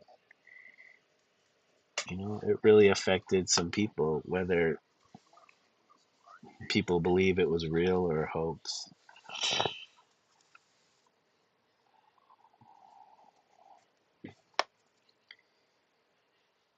Um, yeah, I have my experience being on both sides of that. So I lost my last job because of it, but mainly because I was stressed out. I think it was time for a change. I needed to do something different. Uh, we were all stressed out at work because of the COVID stuff. Uh, you know, more mentally on my end than physical. And I just got tired of it. One day I put my foot in my mouth, said something, somebody's overheard it, what I said, and they challenged. Well, they thought somebody else said it, and I was like, no, I'm not letting this person take the fall for what I said. So I told him straight up, no, I was the one that said it. So if you wanna report me or complain, go for it. And I think that was for the better. Yeah, no, a lot of people were disappointed. I was just like, you know what? They did me a favor because I think I was at this job way too long and I wasn't listening to myself, and that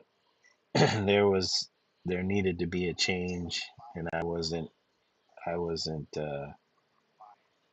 trying to make that change. Art is what helped you. Yep. That's why I like art. I mean, I don't have to rely on anybody but myself.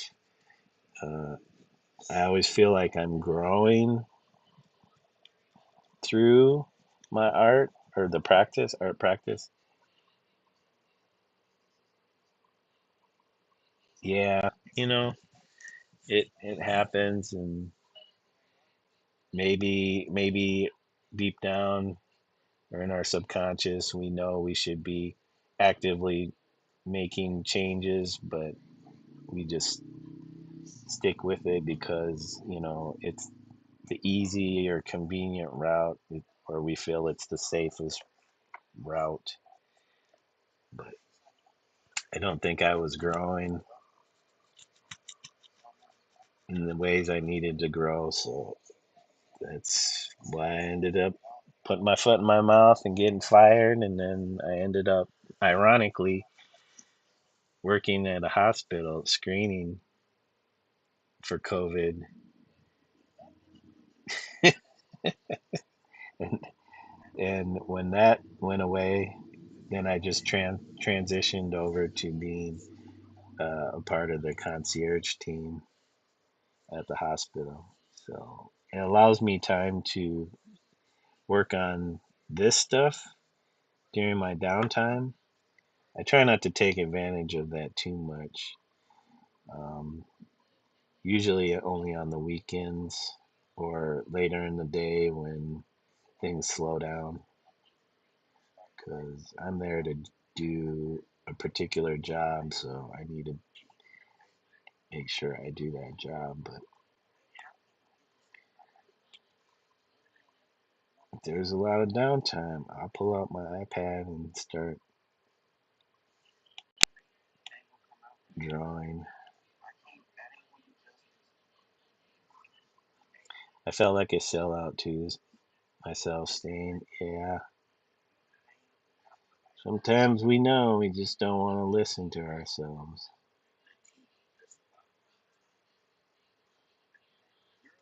I need to fix that.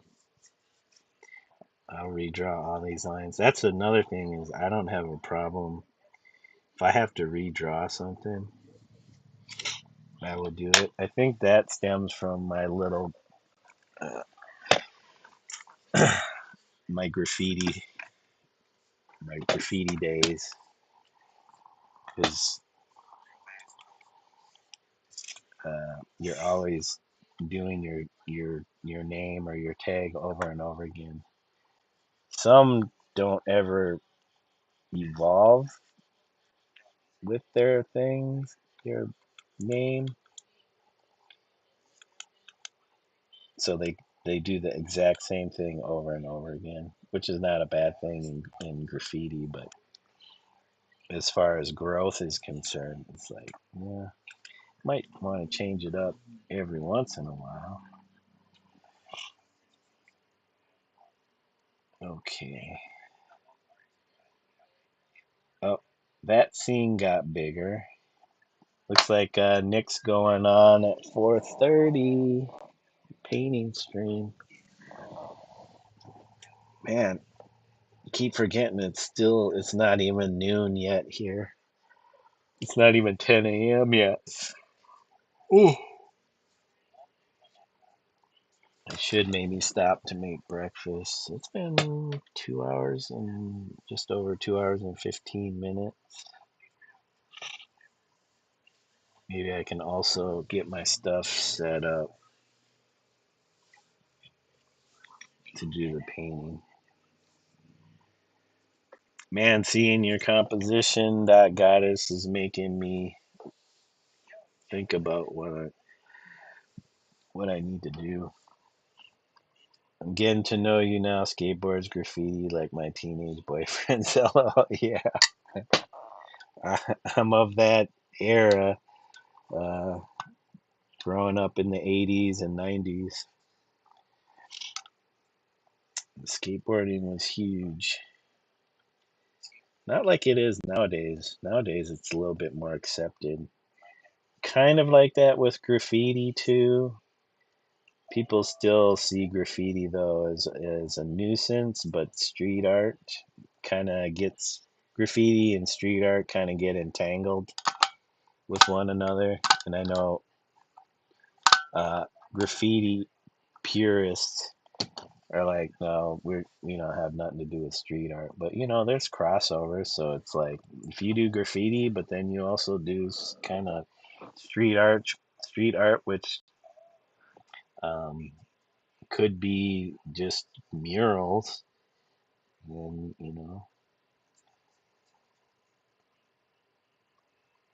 but yeah,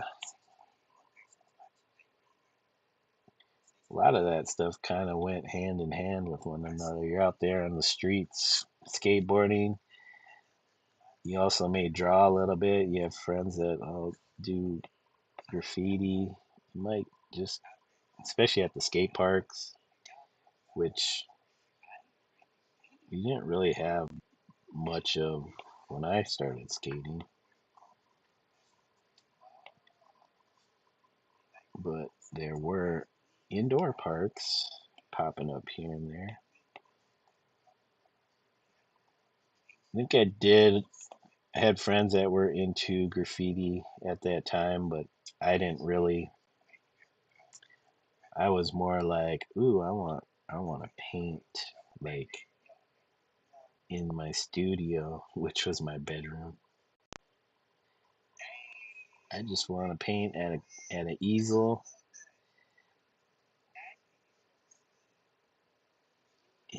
and be safe. I don't think I had the personality when I was younger, even though I was really into graffiti, like the culture and stuff like that. Um, it really takes a certain type of person to be able to be strong enough in those streets where you can deal with some of the things that a lot of graffiti artists had to deal with. Like I wasn't a fighter. I'm sure people had to fight. You gotta be tough in them streets. They're unforgiving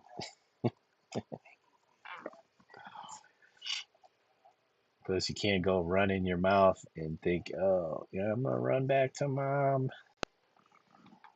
Mom, mom will protect me. Mom is kicking your ass out of the house. Get back on those streets, man. Solve your problems that you create. Don't bring it in this house.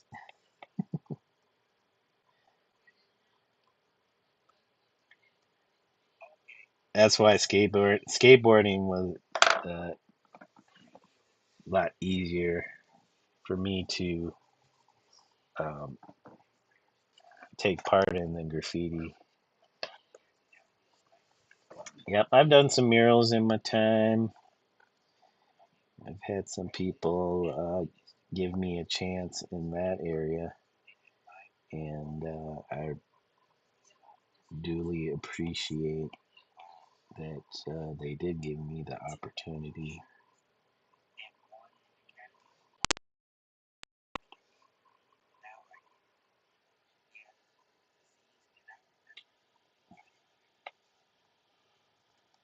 You need to be tough, yeah. Gotta be tough in the streets.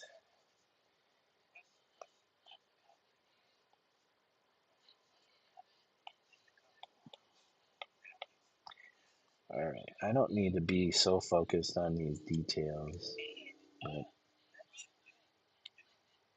getting these lines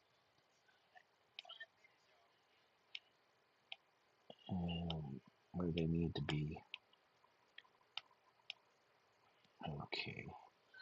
Oh, what happened to? All right, so there we need to add on to their legs. Man, I don't know. You want a mural in your house? Will you paint that mural, Dot Goddess? Will you be the one to do it? I say start small. My very, very first mural, I was, let's see, I was painting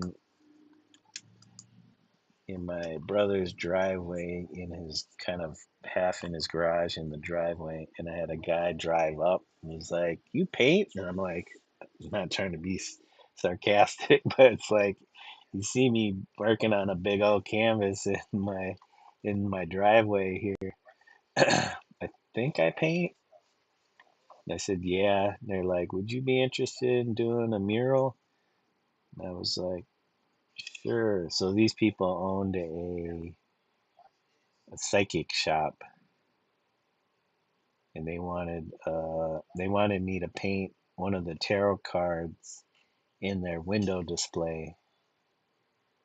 So I said, sure, and I did it. Will you work on a dong painting during Badley's stream? I don't know if I'll do it during his stream, but if it falls within that same time, maybe. I think if I am going to paint, I'd probably want to do it where I'm not being distracted, but I could have it playing in the background. Depends on my strength. I would happily commission expert. Oh, I know it is very difficult and strenuous. Yeah, I did the largest mural I did, which was, I don't know if I had any business doing it or not. I was just like, oh, uh, you're gonna give me this wall to paint. You're gonna provide the paint. All I have to provide is my time. Sure, why not? I don't have anything better that I'm doing in between jobs. It was a at least 100 foot by 14 foot high, if not a little bit higher than that, and maybe a little longer than that. I didn't measure it out, but it was a long wall and tall wall. And I spent 5 weeks. I would come in pretty much every day from morning, late morning until uh, evening, or I got tired working on it, and it was all in spray paint. I wish I would have been smarter to use uh, more like can paint, because some of the spray paint I used, some of the brands kind of faded, but the wall wasn't prepped the best, and I wasn't about to spend all my time prepping a wall. But it was what it was. It was awesome. A lot of painting in the sun because it was a south-facing wall. You'd love to see it. What a job! Let's see. I don't know. Don't mind my photos. I have a lot of reference photos, so if you see any strange or like, why does he have that? Um, um, in there, it's most likely for art purposes. Don't have very, very strange, but there's like, oh, why does he have these kid pictures, like baby pictures, and why does he have all these pictures of Trump? They were for particular projects I was working on.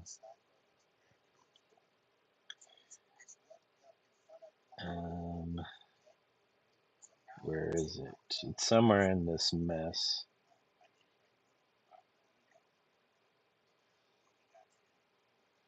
Here's some murals I did with another a friend. This was in a e-cig shop, smoke shop.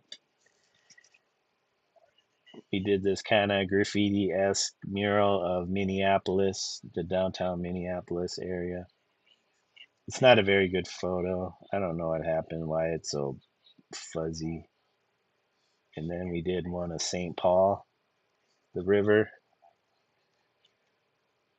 I wish I had better photos. It was probably the phones. This was from like 2012 or 2013, just before I moved from Minneapolis to Des Moines.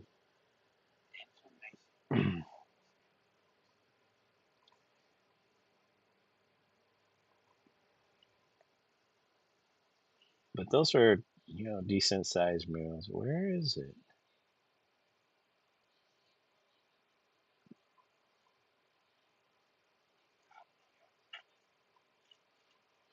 Oh, wait, wait, wait. Hold on. I swear I got it here. It was like, here it is. It's my BC,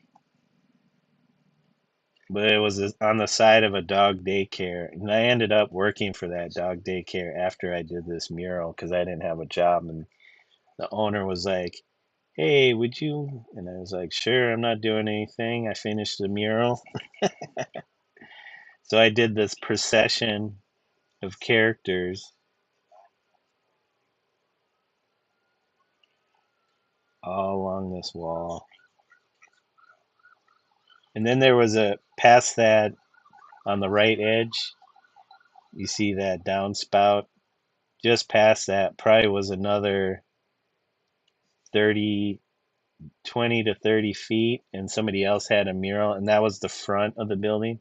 Somebody else had a mural, had done a mural for him before I did, so they had that front spot. And I was like, well, I'll just go from the downspout all the way to the back of the building.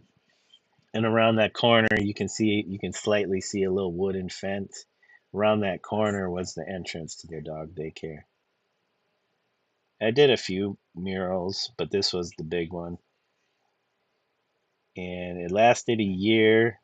Went through Minnesota summer and winter, and then by the next year, certain parts of it were peeling off. So the owner, paid me to fix it up. So that time I got paid for the job. So I fixed up certain areas. But yeah, that is the mural. Yeah, very colorful. I had this composition for, let me see. I may have drawn it up in the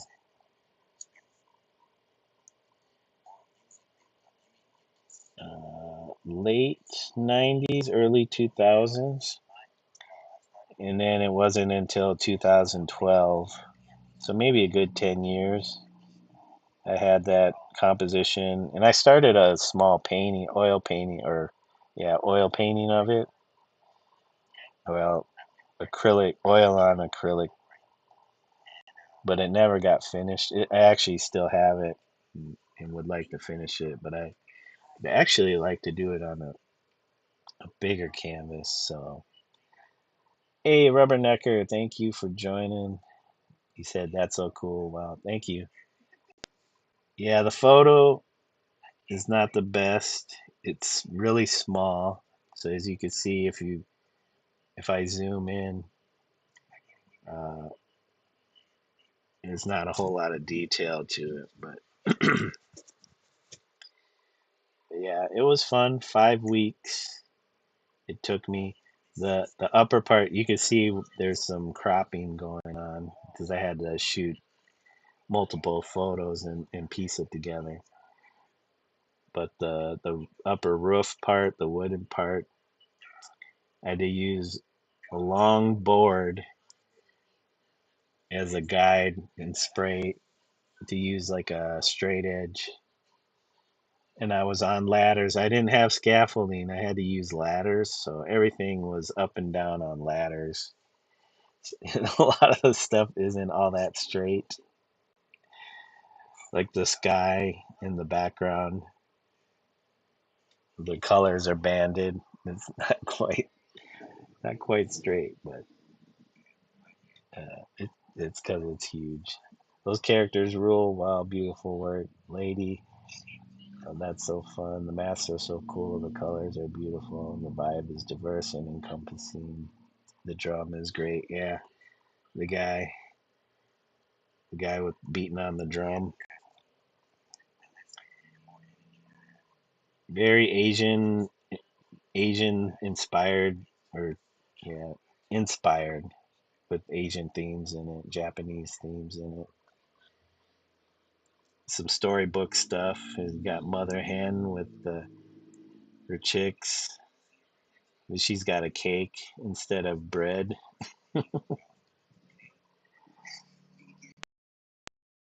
Have more of an African mask going on there. But yeah, a lot of masks.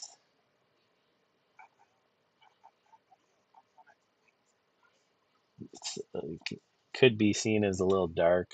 I love when people portray wood. Yeah, I wish I had. I do have some kind of somewhat detailed. This was the first mural I did. It was a friend's driveway fence. Oh yeah, also not a very good. I think it was 40 foot by 6 feet tall.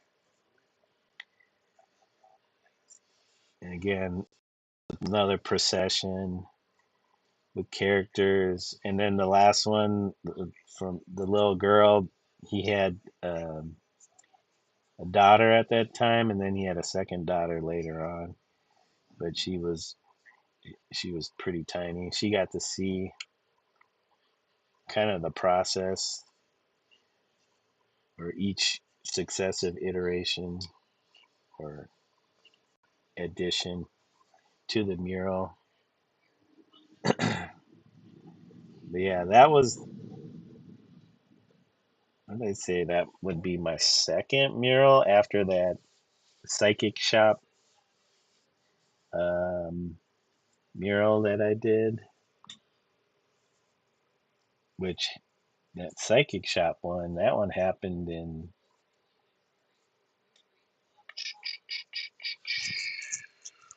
is that in the 2000, early 2000s?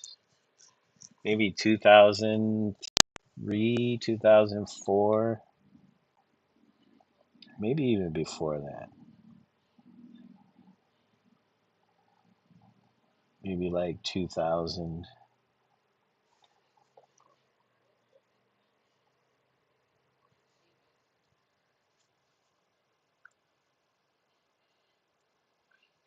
Yeah, my wife keeps wanting me to do murals around the house, and I have one that's mostly completed. It's a flower in the bathroom, but I never got around to finalizing it. It's a chrysanthemum on one of the walls. I don't think I have a full picture of it. But I also did these for a restaurant. These were double panel. There's three of them, all oil paint on birch panel, and it's again Japanese theme because it was a Japanese sushi restaurant, sushi and other Japanese food restaurant, which was had been around for, I don't know, eight, since the family who ran it had been around since the 80s, maybe 70s. They changed locations a few times, but at this point, when I did these murals, a friend, uh, a friend's brother had bought the restaurant from the original family, and he kept it as is and ran it as a Japanese restaurant, even though their family is Laotian. But he commissioned me to do these murals on panel for their little Japanese rooms, I would change a few things. This one's fine. Then I did this one. I would change because there were things that I grabbed from the internet, not really realizing how popular, or I don't know if they were popular, but how the certain references were popular and other painters had used them, like this geisha on the right. I seen at least two other painters paint this same exact image. Thank you, Rubbernecker. Yeah, I put a lot of work into these, and I'm pretty proud of them. And all I have to show for it are these images. The flowers are okay. Yeah, they're not very good photos. I think this was 2014, and then the third one used, and I didn't realize it at the time, but it was that famous Japanese actor that was in The Last Samurai with Tom Cruise, I think. Can't remember his name, but I used his face, so I was like, oh man, if I would have got uh, better references or lesser known references, but they didn't turn out too bad. But there's some stuff like the hand, the shadowing around the hand, I probably could have made deeper.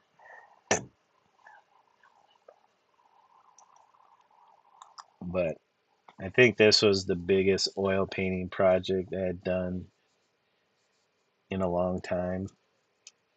And all the trees and stuff were kind of uh, some of that.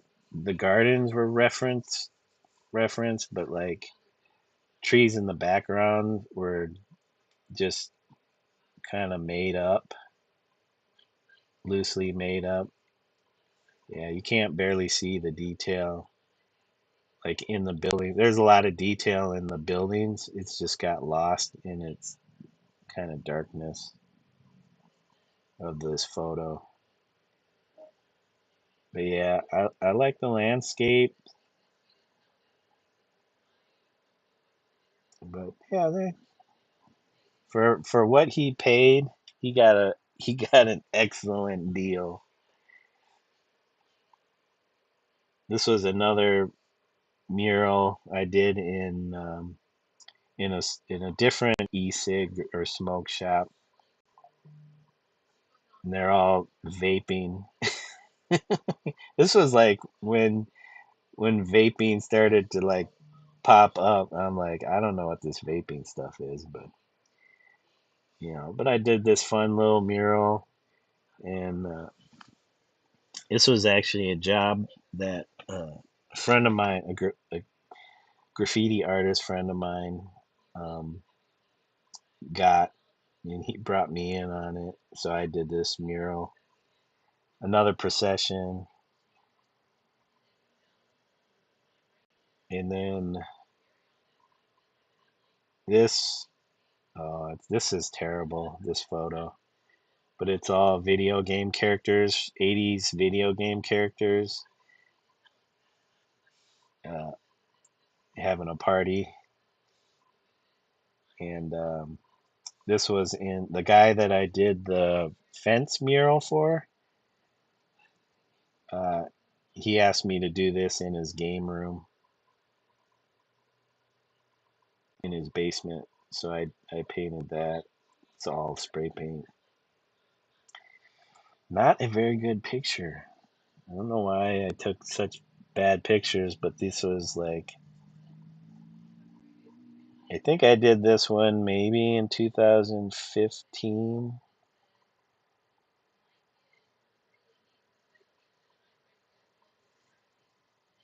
Oh yeah, I did this. Another friend of mine, a graffiti artist slash, he also teaches graffiti, does graffiti workshops, invited me to come paint this wall that was just outside of his studio. I wish I had his side. I do, but it's not in this folder. I should get it and put it in this folder. But he would do these one on ones with various artists. So he would invite another artist out to come paint the wall with him. So uh, there's there's other versions of this wall. So they'd paint over it and then uh, do a session with another artist. But this time he invited me, and the funny thing was we knew each other from our days swimming for the Boys and Girls Club, like competition, competitive swimming. So we would do swim meets, me, my brother, and then uh, him and his brother, but they were like 4 or 5 years older than me. So I think, yeah, towards the end, we swam for 3 years for the Boys and Girls Club, and I think when I was 13, they kind of ended that program, and then everybody went their own ways. But he was going off to college that last year, and then what was I? I would have still been in junior high or something like that. But yeah, there was a school behind the Boys and Girls Club that had this huge cement like court that, and I remember doing that graffiti that was popping up at that like, oh, this is so cool. It turned out it was him. He to go paint, and so it was kind of cool that it turned out to be this guy, and he's still doing it. He's still doing art, doing graffiti, doing all kinds of stuff. But yeah, um, he can. I think I can't remember. Oh yeah, I remember. I was working at a cooperative grocery store in their deli back in the late '90s, and he came in and he recognized me, and we got reacquainted, and then he knew I was a painter. He saw some of my paintings because I had pictures at the store in my work area. So he saw some of that stuff, and then, but then I didn't see him again for many years until he contacted me. Actually, he saw me again when I got that big mural job because him and another guy, um, they got contacted to see if they wanted to, if they'd be interested in doing that mural or that wall. And the owner didn't have a budget to pay them, so they just kind of like that was it for them. But then I was like, shoot, I'll do that. And then yeah, as I was painting the wall, they came through, and so I got to uh, be see him again. And then I think not long after that, I was working for the daycare. He hit me up and was like, "Hey, would you be willing to come do this with me?" And I was like, "Sure, dude, that'd be an honor." I think he's such a legend in, at least in my mind, for the Minneapolis graffiti scene. But he put on many events and teaches and does all kinds of stuff. So yeah, I got to do this with him. He actually suggested don't, because I was so used to putting outlines around everything, like black outlines. He's like, dude, if you just leave it like this, it'd be perfect. Because I was like, I feel like I should put a outline around it. He's like, no, no, just leave it like that. So you could see there's some black outline in the kind of zombie figure where the dragon's coming out of his mouth. A little bit there, but yeah, I just left it alone. Kind of Disney-esque. All right, Rubbernecker, have a good day. Thank you for joining. Love the frogs and dragon. Thanks for sharing your mural. Yeah, I can't be afraid to share my art.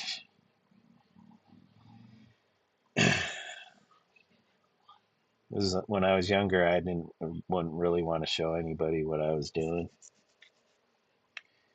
But nowadays, it's like, well, if you don't do it now, nobody will see it.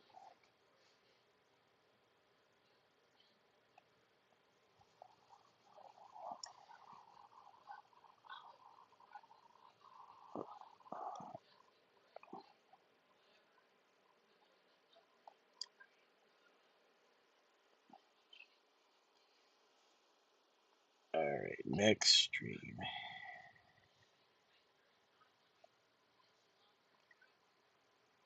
All right, I'm gonna do these, fill in these legs, and then I think I'm gonna call it for now because we haven't had breakfast, so we're gonna be eating a late breakfast. But I should be back on later.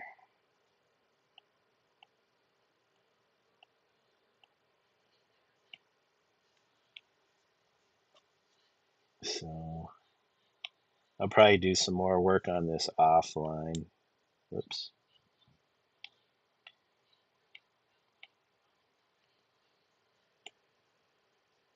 Okay, what's going on here? I'm drawing, right? Why is it not showing? Hold on.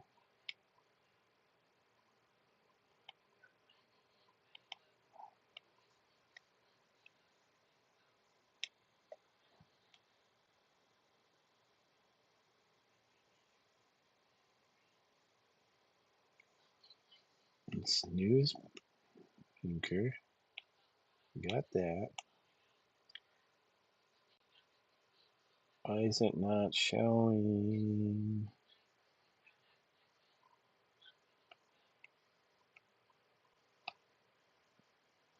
Oh, did my no, my pencil's still charged. Sometimes this happens.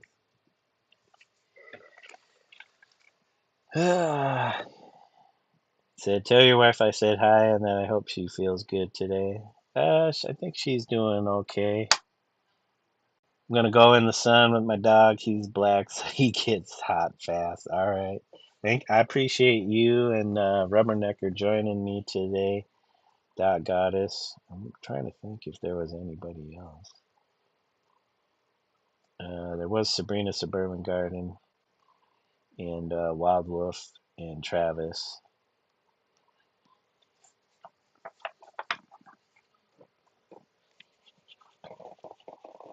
But yeah, we'll see if I actually decide to stream the painting session or if I just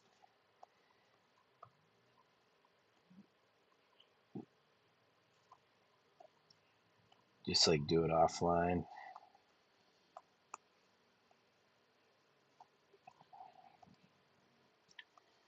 All right. Where is this?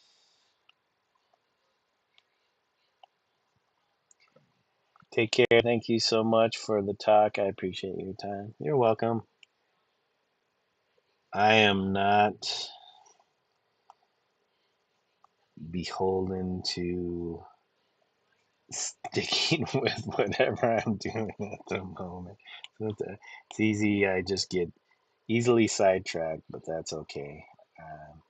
I don't mind it because I know I end up doing a lot of this stuff offline. So, and that's part of the whole streaming thing is to be engaged with your audience.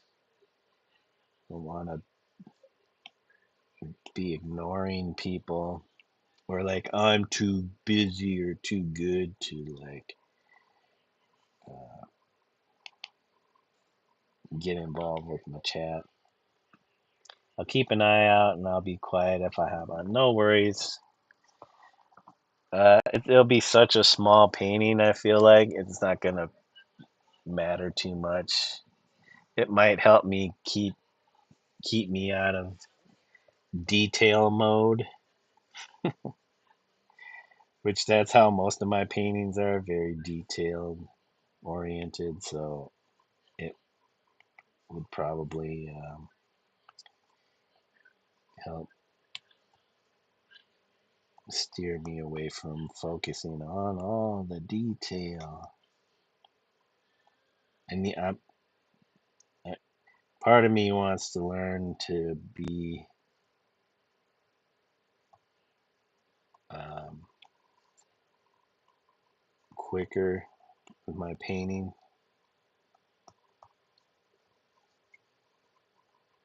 So,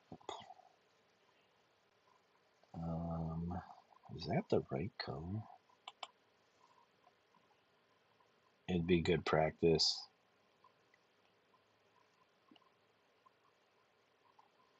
Paint, paint while being distracted.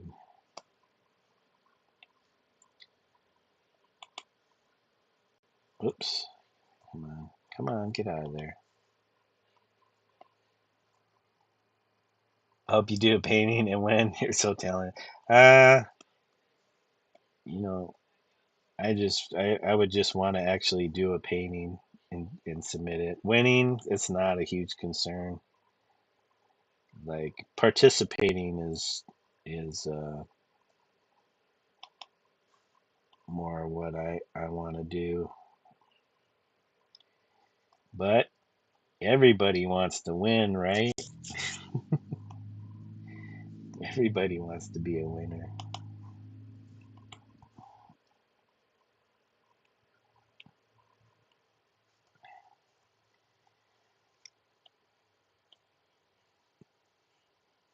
Actually, part of me is is like I don't want to win.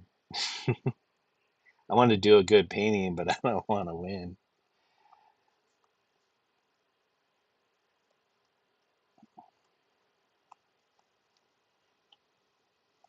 All right, that's all going under that belt, anyways. I feel like this though. Hold on, come on, this though. But thank you, dot goddess, and I appreciate you um, hanging out and yeah, enjoy that weather.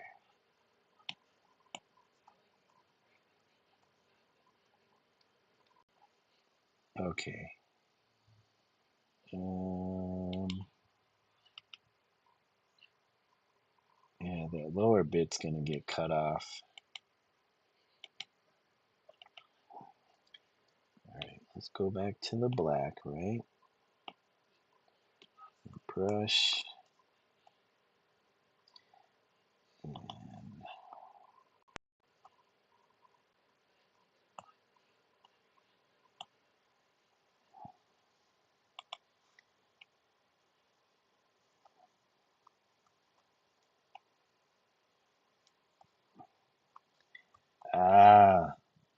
kind of make a decent line.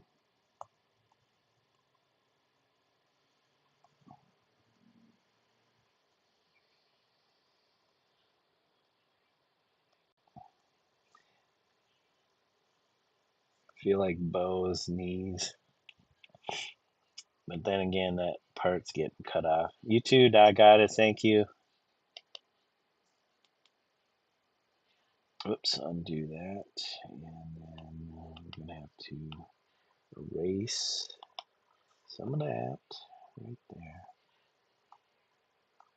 And let me erase. This is just being annoying. Where is it? Oh, yeah. Actually, deselect.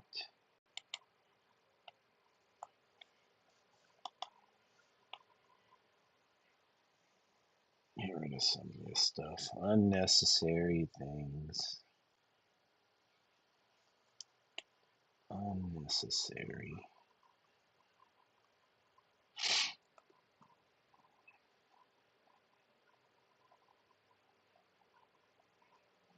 I feel like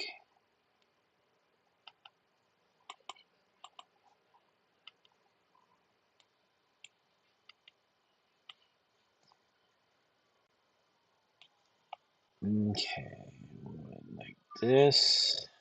Come on, Bo. Gotta have some knees. Actually, his legs might be a little shorter than Rocky's.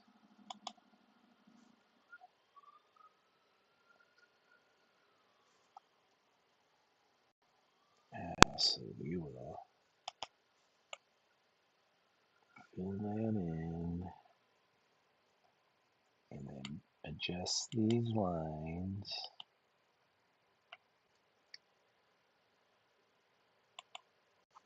Make sure we got black before we start messing with this.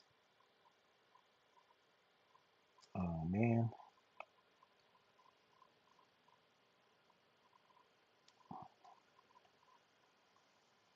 Oh, go back, go back, go back. No.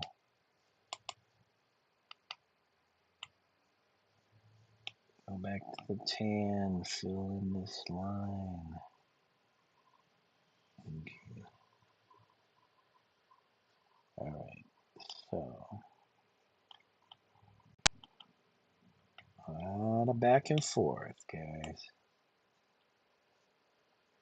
Okay. Whoops.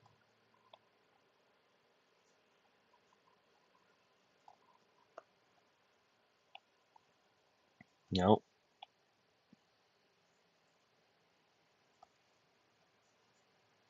I think that leg's just a little too long.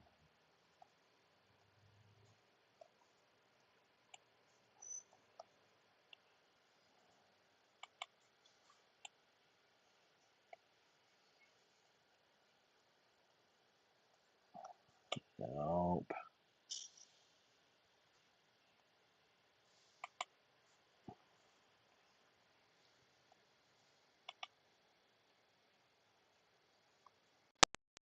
Okay, that's a little better.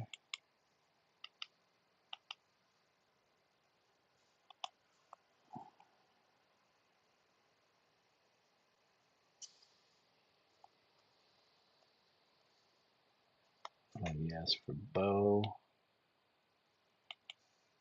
Oops.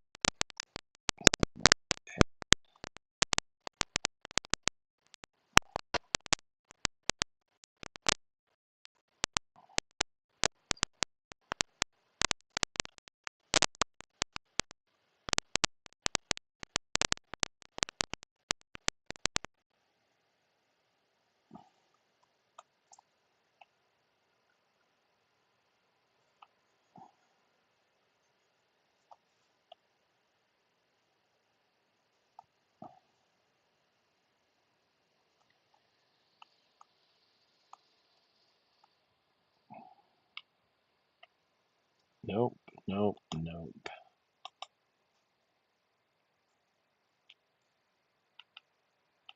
Okay.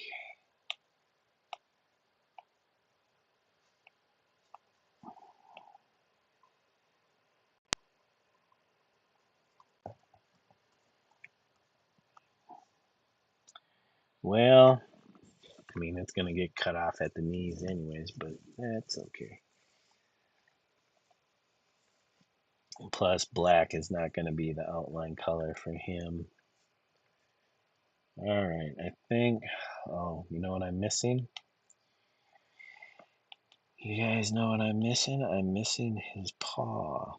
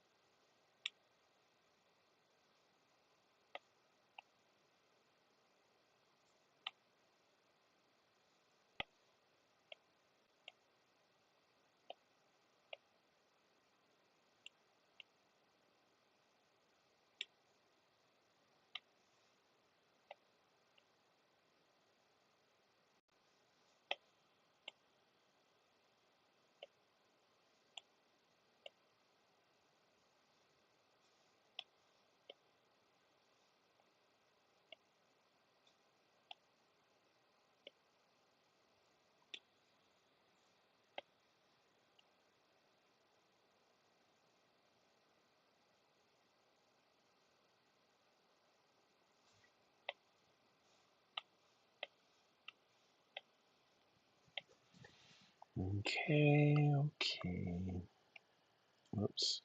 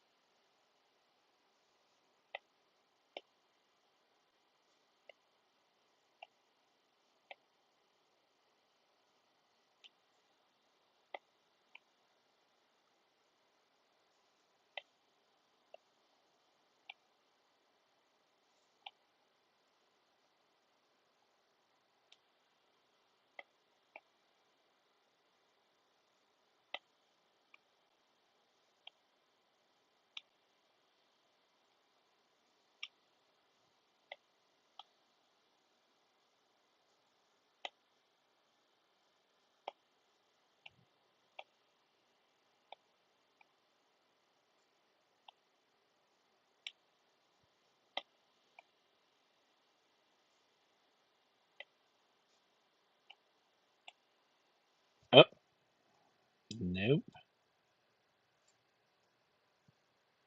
Okay, trying to select this.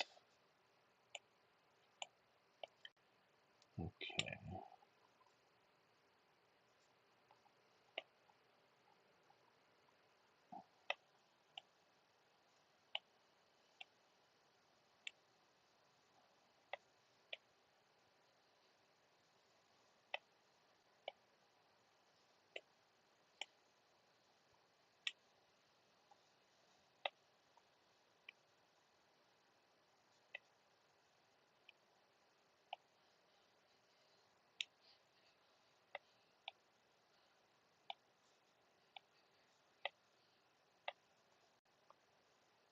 Okay, what's going on here?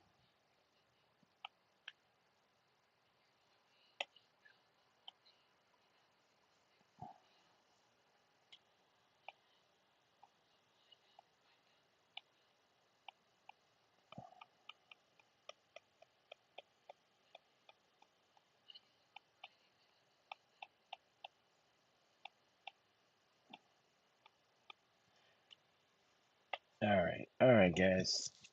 That's gonna be a wrap for now. It's been, geez, 3 hours and 10 minutes.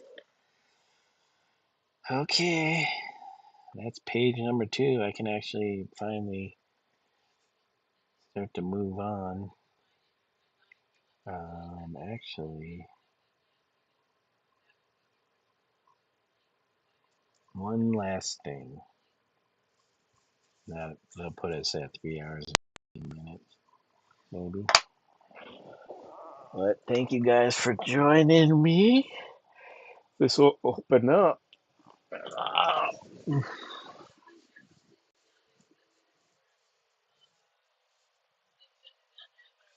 like I pulled something right here, but it could just be my lymph nodes.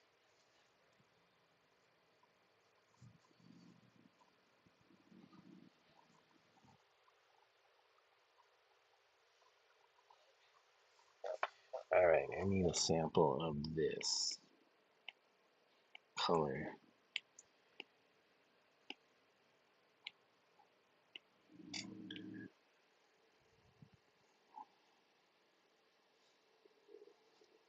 I think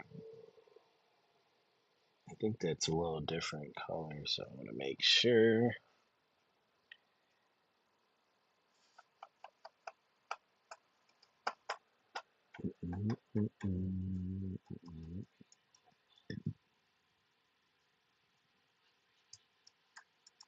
Gotta make breakfast. What else we gotta do?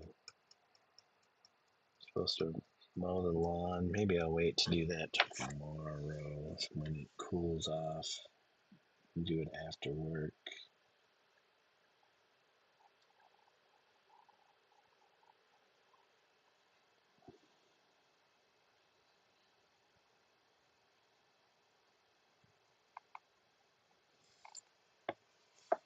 And then we'll paste.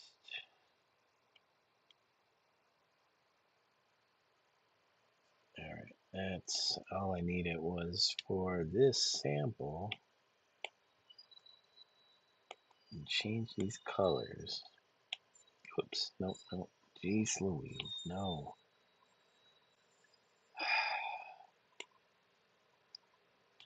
Trying to do the paint bucket.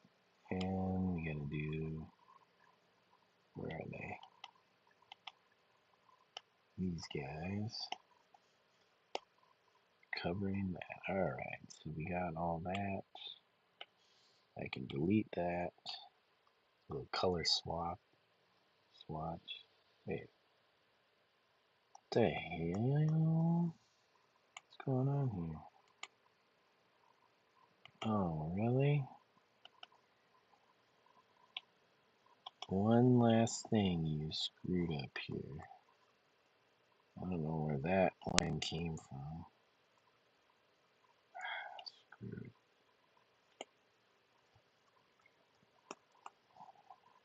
Whoops.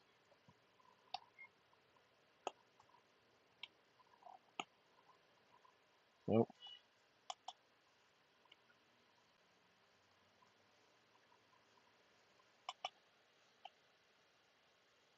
Alright. That is gonna be it. Oh, you know what? There's a bit on Rocky's side there that needs to get filled in, but that's okay. All right, guys. Thank you for joining. Thank you, Sabrina Suburban Garden, Dot Goddess, Wild Wolf Art, Rubbernecker, and I think last but not least, Trap House 1981. Thank you guys for joining me today in the live stream, and anybody else that came through to catch this stream. Have a wonderful day or evening, and until next time, bye for now, guys. Peace.